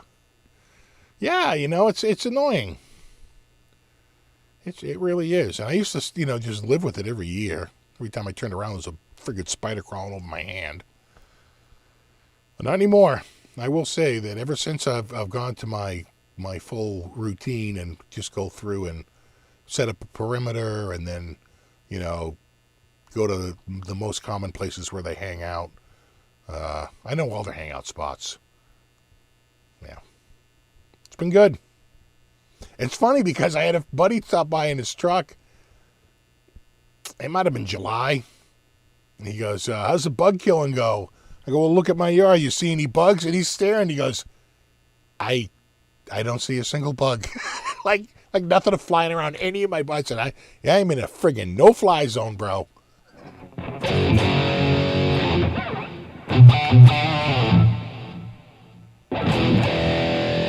Mild winters do make it worse for the rest of the year, especially for ticks. Exactly. They know all their hangout spots.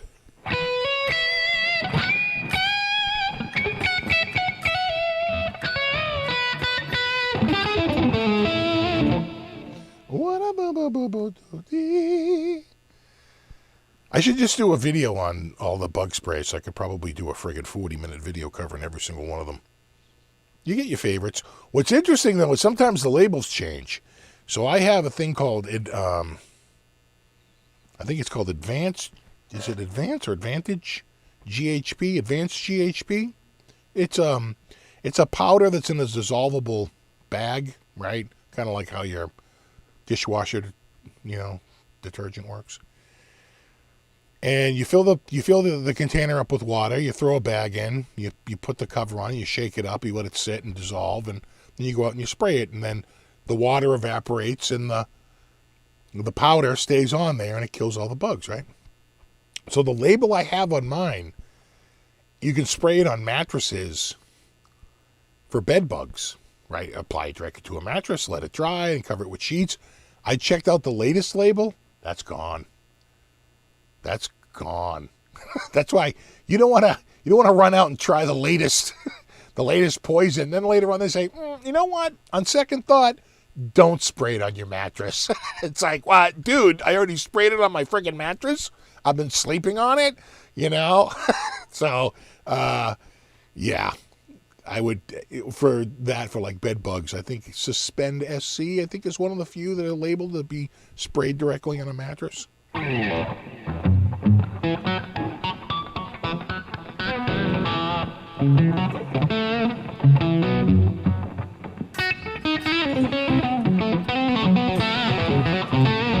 Already had a tick on you? Yeah, my cat used to get him. Something terrible. And I'd spray around the yard, but it's only as good as my yard. Once he left the yard, he could pick the tick up anywhere cutting through, especially between yards, tall grass, stuff that isn't, covered. So, yeah.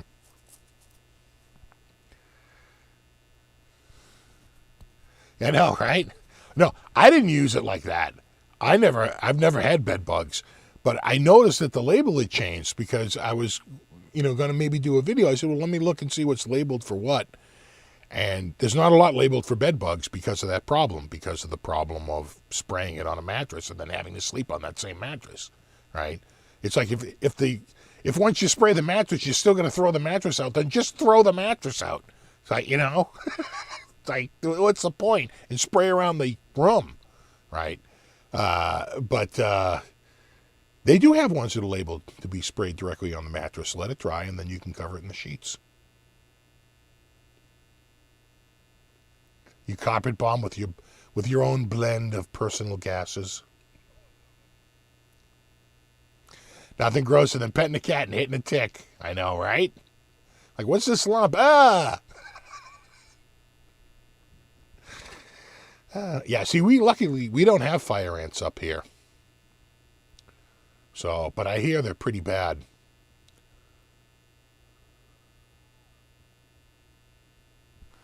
This is a Randy or Bear. Well, we covered Randy. I remember I started early. I kind of went through my list.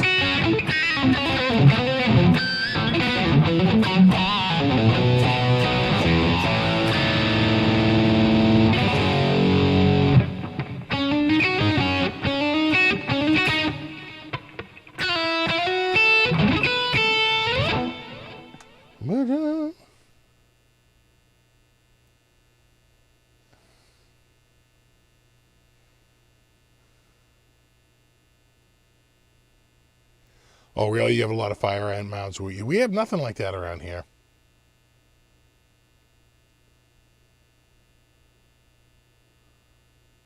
Kiss? Yeah, sure.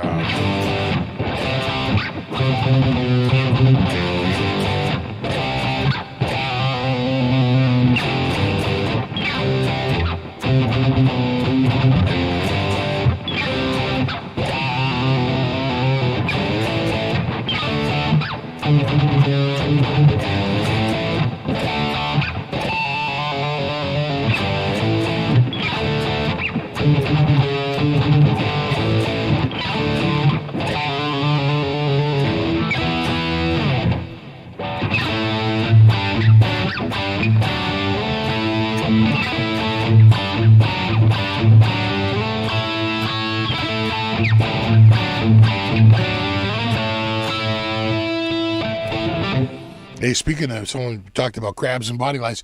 Speaking of crabs, Mr. Krabs, our resident hermit crab, is on a vacation. We loaned him to a local, I think it's a third grade class, fifth grade class, fourth grade class, one of those classes. And they say so far he's loving it.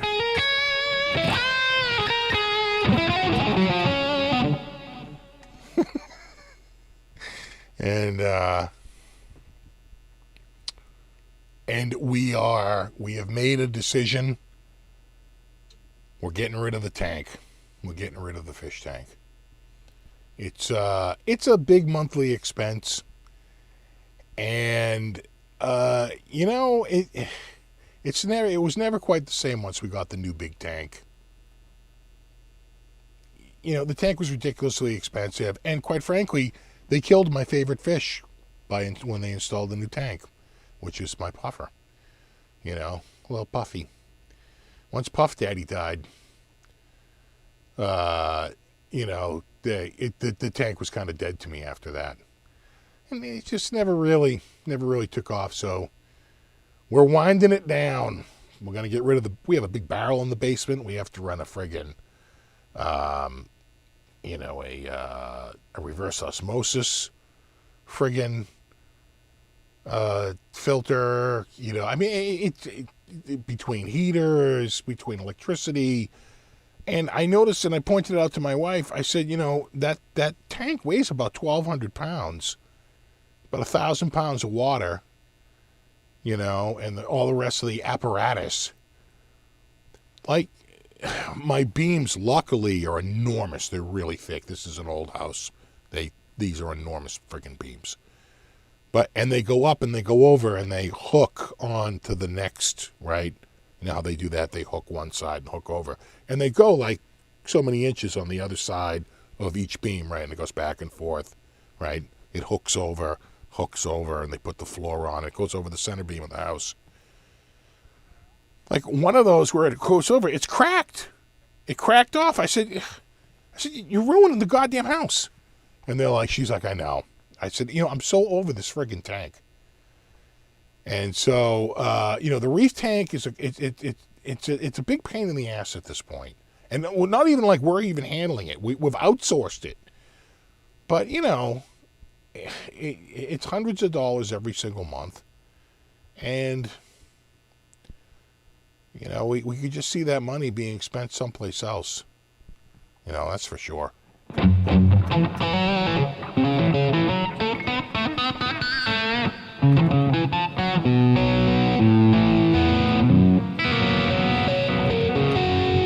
Exactly. I'd rather have new guitars than the fish. And saltwater is crazy complicated. We have to have a wet, dry filter plus a regular filter. It's like, we have to keep a barrel going so that the bacteria can build in between. So we have to fill that after he leaves using the reverse osmosis machine, and get everything going. And that's got to be heated, and that's got to have a little, what do I want to say, like a pump in it that's basically mixes the water around, stirs the water around, right? It's a little head in there just pushing the water around so that it stirs it up. But, that thing isn't insulated. I'm sure that heater runs nonstop. The heater on the tank seems to run nonstop, especially in the winter. And like I said, my favorite fish is friggin' dead at this point. So it's like, what are we doing now? We're getting rid of it.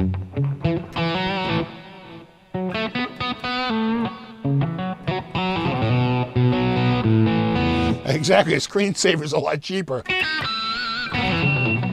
Well, I tell you one thing, the pics will last a hell of a lot longer than some of those fish did. You know? And then the problem is that a tank that big, they bought this ridiculously big tank. I don't even want to tell you what they spent on that tank. But it was thousands with an S of dollars. All right? A ridiculous amount of money. And I was against that tank from day friggin' one. I was like, what's wrong with the tank we have? The tank we have is fine. No, we're going big, and we're going to get corals.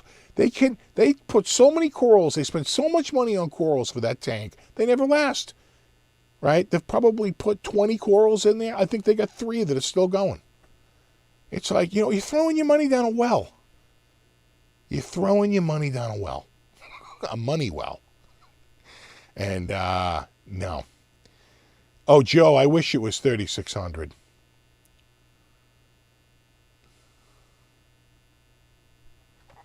I am in old man rant mode now. And another thing, why can't we get fresh tartar sauce?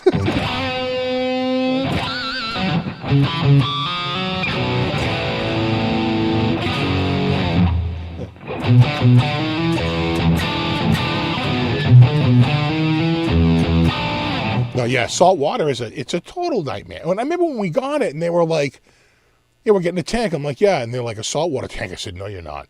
I said, we had a fish store. We had Roslindale Aquarium for like 10 freaking years. You're not getting a saltwater tank. We never did saltwater. That's ridiculous. You get a freshwater tank and you'll be fine. It's very low maintenance. No, we're getting saltwater. We're getting live rock. We're getting live sand. And I'm like, you are going down a rabbit hole. Next thing you know, he had a tank in his room. Then he had 2 tanks in his room. Then one tank was like leaking water. And it wasn't leaking water, but he had like a pump going, and the pump had fallen out. And now it's going onto the floor. The water was coming through the ceiling. That was the end of that tank. That was the end of that. had to put the kibosh on that one. Enough. Ruin the goddamn house. And so then it was like the little tank was gone, and then his tank in his room was gone, and now we got this one tank left. I'm like, I'm so over it. You know what the kids could have used? Like 5 G's towards college. It's like, rather than this stupid fish tank. It's like, I don't know what we were thinking. It is. It's a fish hole.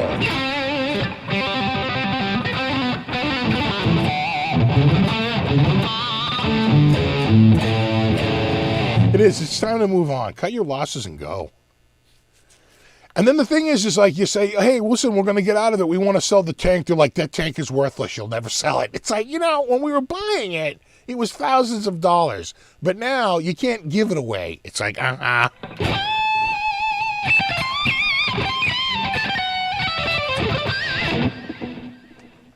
Oh, dude, Dogpud, that is so correct.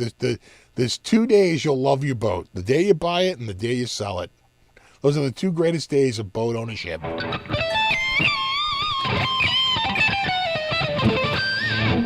Yeah, nothing depreciates, though, like a goddamn fish tank because they're such a burden. Like, nobody wants them. And then it's like, I wouldn't mind. If I bought a guitar, it'd be fine. But if you buy a guitar and the guitar is dead in a couple of weeks, and you're throwing the guitar in the garbage, and you're like,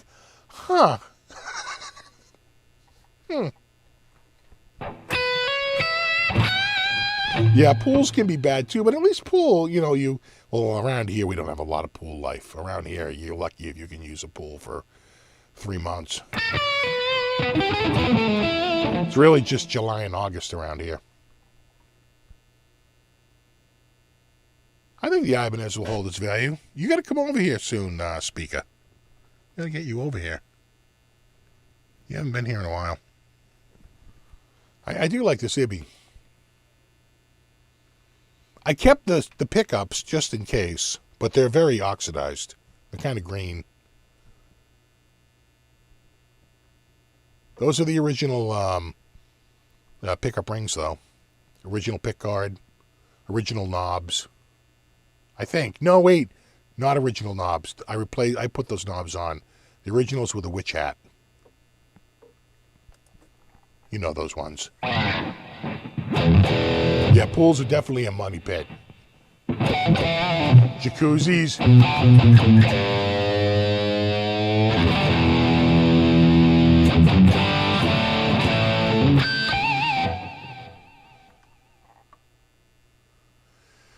I know, exactly. Save your money and just take a trip to a reef. In fact, we did that in Florida and they loved it.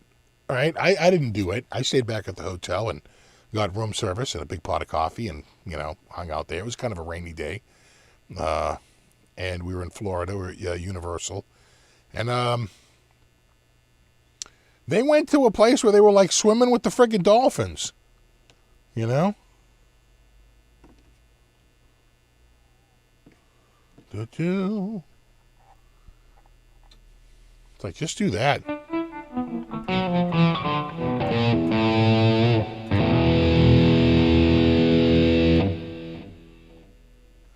Yeah, boat. Blow out another 1,000. Exactly.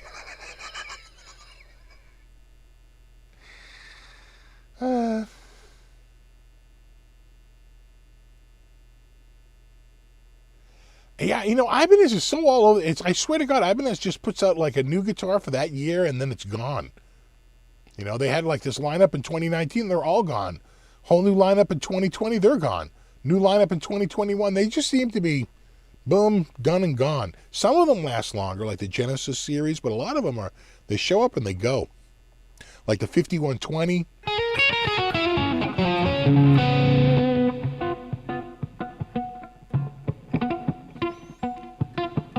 The new money pit is tubes. Well, I've moved beyond tubes. I've moved this.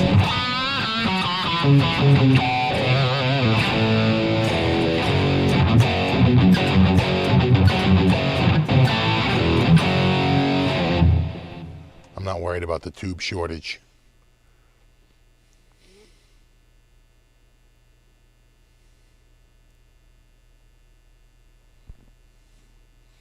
Yeah, I know, especially with fuel prices up, that makes boating. Not only that, but if you've ever gone boating and you've ever, if you didn't bring your own fuel to your boat, which you almost can't do at this point, and you pull up to, one of the gas stations, on the water, if you've ever fueled up, on the water, my God, they get so much more money for the freaking gas there. It's insane. When gas is $1.50, $2 a gallon. We were paying $4.50, $5 a gallon on the friggin' water. It was crazy.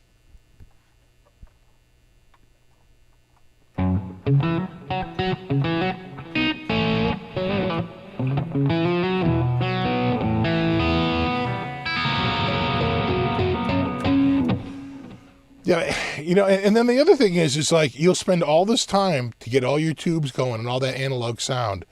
And then what are you going to do? Record it on some digital camera, your digital phone, and throw it up on YouTube? At some point, it's getting digitized, just like I'm digitized right now going through this. At some point, it's all digital, no matter how analog you started out. There was a wonderful interview with Joe Satriani where he talked about he wanted to put the bass on this record, and they were like, oh, no, you can't do that. He's like, why not? They're like, because for that bass to work, we've got to make the groove of the needle so deep. He's like, and you'll miss out on the highs. The needle can't hear the highs. There's not enough bandwidth on the record to handle that kind of bass. He's like, so we're going to cut the bass off so that you can hear those other frequencies because it's shaking a needle, right? And it's like those bass frequencies are so deep in the groove, it wouldn't work. He's like, what are you talking? And they're like, no. There is a physical limitation to the bandwidth. You literally can't do it. And he goes, it's only until we went to ultra digital that we were able to finally get the full bandwidth of the frequencies that had been recorded because the medium on vinyl was just so limited. It was refreshing.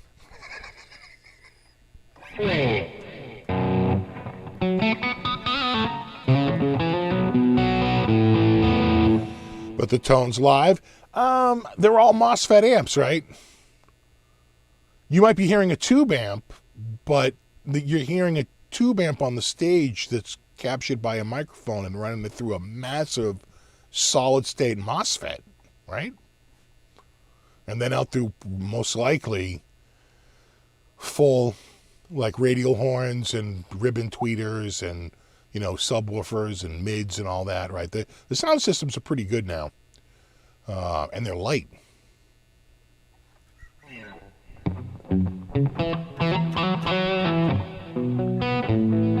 I had never heard about that either. I was like, what is he talking about? And that's what he was like. He goes, I'm arguing with them. He's like, no, what do you mean? And they're like, no. Like, you can't do that. There's just not enough room in the groove. He's like, you dip that needle down for those bass parts. He goes, at the bottom of the groove. He goes, you'll miss out on the highs. It literally. He's like, what are you talking about? But he was explaining. He goes, no. He goes, they literally had a limited bandwidth. And they were like, you can't do it. There's no, you will sacrifice mids and highs. He said, but that's where the money is on radio and all the stuff. So we lose out on some of the bass, he said, to be able to get the mids and the highs just right.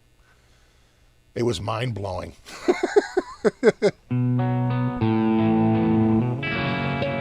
Right? Exactly. That's true. Front of house is always solid state. It has been for 40 years. All right? What are you using up there? A Shure Vocal Master? Yeah, Class D amps have changed PA systems. Made them a lot more nimble and lightweight. I think a lot of houses are keeping their own sound systems now, but I'm not positive about that.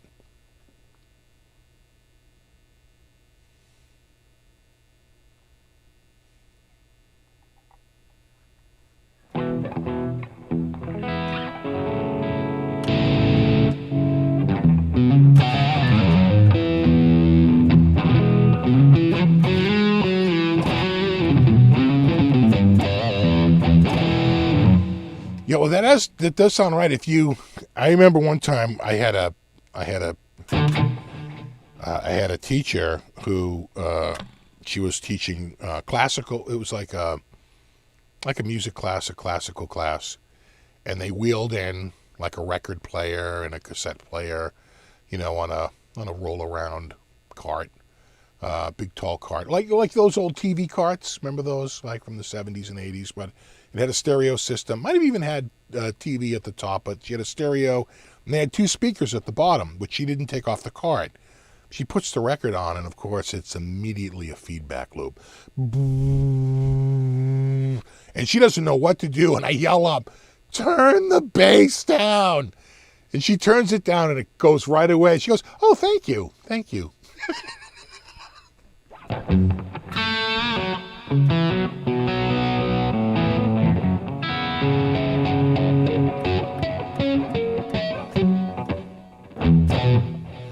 So yeah, Satriani was talking about that. He was all excited that a number of streaming services had gone to ultra high definition, and he was happy about that. He's like, you know, it's better fidelity than you're getting almost anywhere. Although I've heard that the radio actually has pretty good fidelity. It's a little compressed, but it's the equivalent of like a 250K MP3 roughly.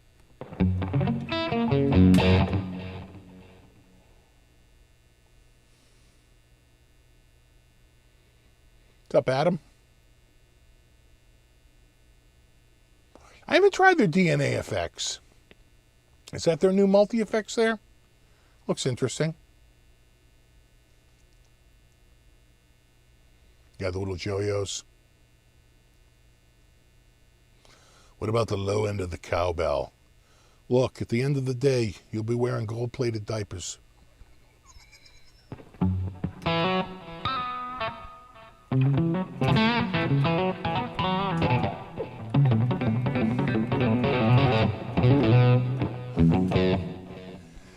Gilbert's got all the EBs. I tell you, he's picked up some really good ones. He picked up an old Destroyer once for like short money. I was so jealous.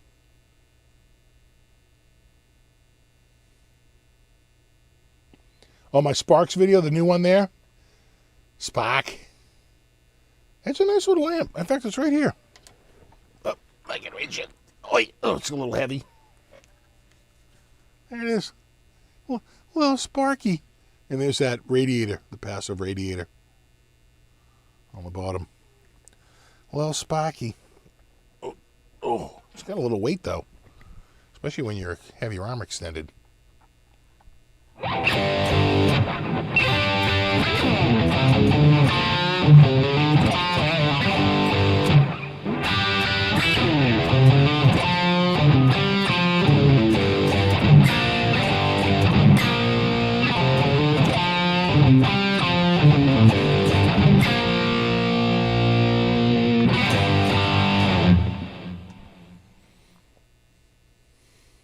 You want one? Yeah, they're pretty good.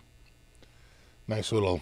I think they're getting I think it's got a $199 list, but they're doing like a pre-sale, so you could probably get it for like a 20% off or something like that. I do like the broken glass top Iceman, the cracked mirror Iceman. That's a classic. The problem is if you want one now, they're like $8,000.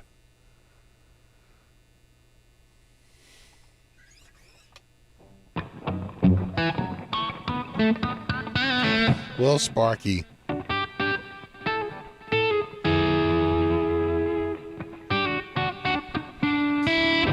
Steal away the night.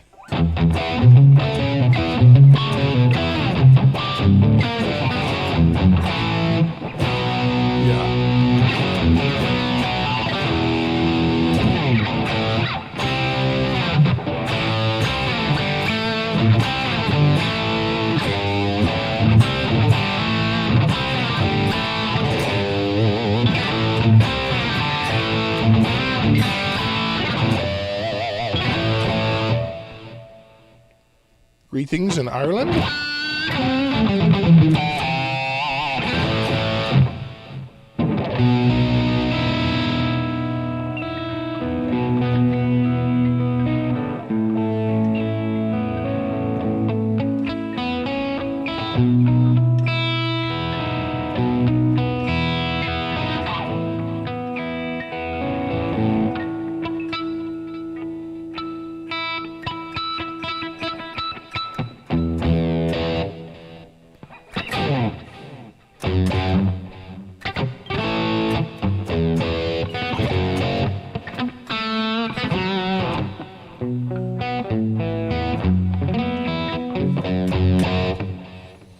All the classics.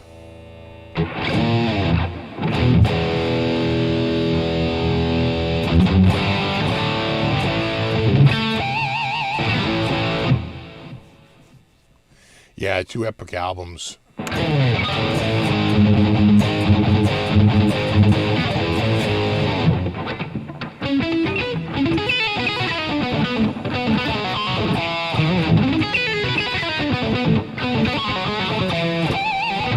Now.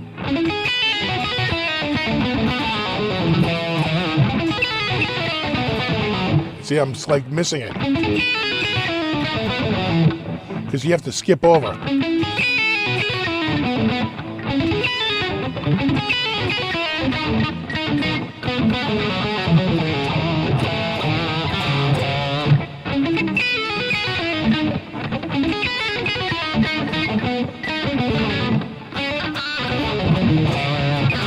I'm not playing it right.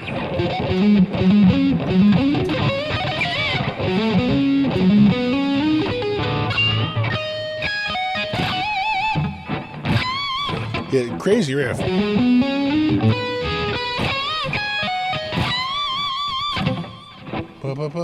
It's a tough riff. My hand is, I can tell you, I'm feeling it from holding the paintbrush in painting. I can feel it in my hand. It's, I'm not limber. Not limber at all. It's a pretty...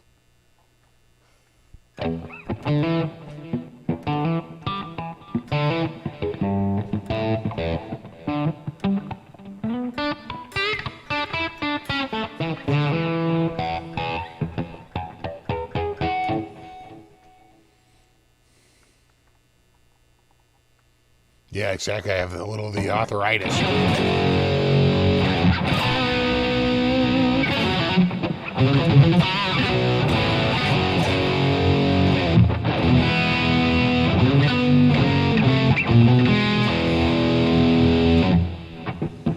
Yeah, you know what it is I should have just, if I even just practiced a little bit. I mean, look at that.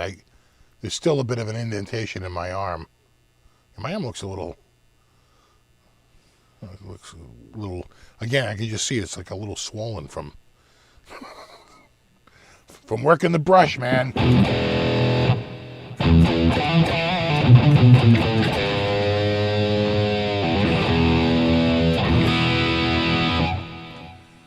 Was I subscribed to Guitar World or Guitar One? I was subscribed to all of them for a little while. I really was.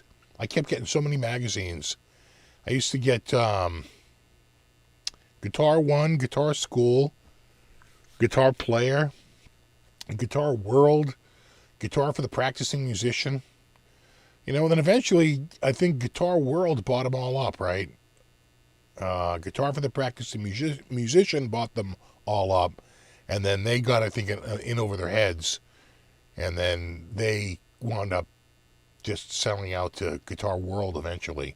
Now there's just two, Guitar World and Guitar Player. And I'm subscribed to both of them. I get them every month.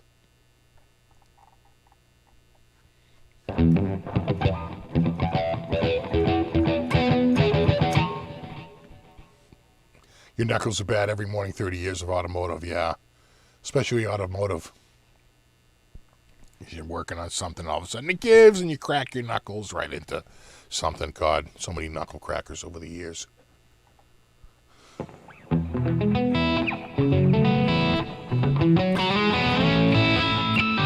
tell you, you know what? Ibuprofen probably would help with that a little bit now that you mention it. I'm getting hungry, though. 5-minute warning. Wow. I've been probably going for a while. It started a little early tonight. Because I've been going, 2 hours, 12 minutes. Pretty good.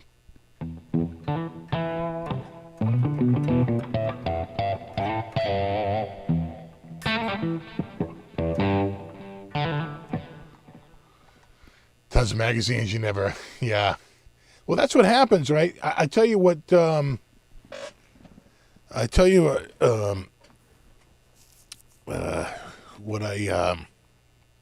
what I like to do is I take them up to the attic and I cut them up and I turn them into high-res PDFs. And I know what you're saying. You're like, why don't you just get the PDFs from them? They're not quite the same res. They're probably cleaner than my scans, but my scans are super high-res. And on a 4K monitor, they look friggin' stellar. They certainly look better than the so-called, genuine, PDF, real PDF, whatever they call them. Maybe they'll get there. Maybe eventually the quality will get to 4K monitor ready and it will look really nice. But right now my scans look so much better.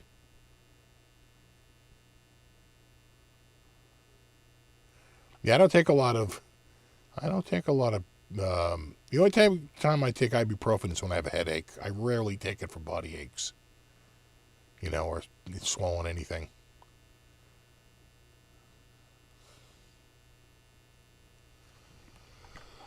Oh, man. Oh, that's not a good sign.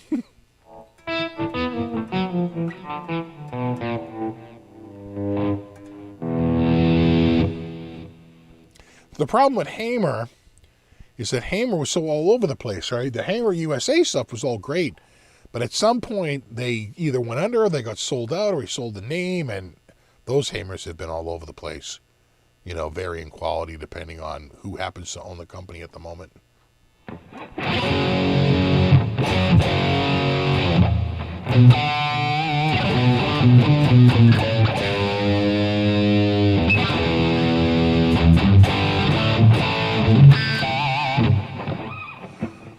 Lowest USB interface suggestion for THU.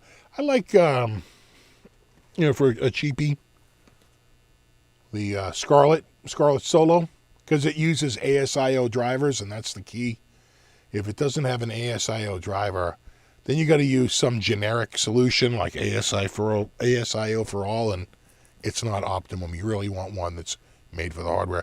I think these are $99 or $129, something like that. And they work. It's got one microphone and one guitar input, and just a couple of speaker outputs on the back. and a headphone output on the front. And 99% of the time, I listen to it through headphones. In fact, I don't even have these speakers hooked up. That's so funny because a lot of people are like, yeah, you're probably playing that Spark through your studio monitors, bro. I can see the cable coming out of the side. What they meant is they saw the cable coming out of the side of the recorder. That was the power cable. Because when you're recording a very long video, the last thing you want to do is go and say, oh shit, look, this ran out of battery at some point, and find out it ran out of battery 40 fucking minutes ago, right? That's where you start to lose it, right? That's when you're like, why am I doing this again? So, yeah, that was a power cable. And I don't even run studio monitors. So you thought I was running that, close miking it with a recorder, running it out to my computer, running it out of my larger speakers, but wouldn't it be recording the audio straight from the recorder anyway? I mean, the logic is just flawed from the start.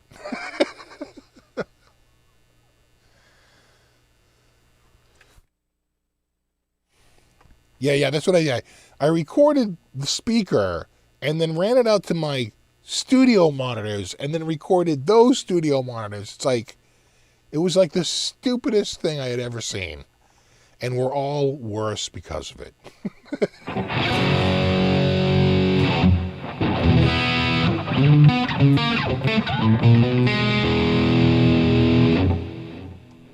You know, yeah. You know, it's not going to be a big bass monster. It's got tiny little speakers. It got 2-inch speakers. What are you expecting out of 2-inch speakers? That said, it's got a surprising amount of bass considering when you find out it has 2-inch speakers and you check your expectations. Then when you finally do hear it, you're like, oh, you know what? That's got a surprising amount. It was shaking the table when you run the backing tracks, because the guitar just doesn't get down into the bass frequencies, but the backing tracks do, with the drums and the and the bass and the piano for the backing tracks. Those, you can definitely hear it. So, of course, the older one with 4-inch speakers, it's much bigger and larger, is going to be, have more bass and more everything, but more sound. But I got to say, that little Spark, pretty surprisingly full sounding for such a... and it's stereo. It's got 2 speakers. I used the Zoom. I used the Zoom XY. The first time I recorded the first Spark video, I used 2 individual microphones. Oh, it looks like someone just came home. I used 2 individual microphones. But a dude pointed out, he's like, you know what? You would have been better to use a recorder with an XY mic. And I was like, oh, I actually have one of those. That's a great idea. So the next time I did it, that's what I did. And I've been doing it ever since. Just use the Zoom recorder, and get the full stereo signal with the XY mics. Much better. So, anyway, I will. I hear people coming home, so I should probably call it a night. We've been going about 2 hours and 15 minutes anyway, right? 2:19. There you go. It's a good round number to stop off at. All right, dudes. Oh, is Aljon just getting here? The Spark does look like fun. Is Aljon here? Welcome, Aljon. I'm just about to wrap it up, but if you're up later, maybe I'll be up. I don't know. We'll see. But I'm hearing people come home, and I'm sure they want to run around, and I have to fix the staircase so I can walk up the stairs. So, late show? Maybe. Could be a late show. Could be. Maybe. That's a morning show for my European friends. You like the Spark demo, Aljon? Yeah, it was a lot of fun. I like that little one. All right, I'm hearing yelling up there. I should go. I'm off. All right, no. You rock. Thanks to everybody for hanging out tonight. Super extra thanks to anyone who contributed. And, of course, shout out to my mod squad. # mod squad. And we'll see you at the very least in a week. I'm hoping to get the studio tour done this week once everything in the basement's done, which I'm hoping to be done by Monday. And we'll shoot everything at the beginning of the week, and hopefully it'll be out this week. And there you go. And there you have it. I hear more talk up there. So I know I should get going. No, you rock. All right, dudes. I'll see you guys next time. And there you have it. And I'm about to click out. So have a good week. If I don't see you tonight, and there you go. Rock on.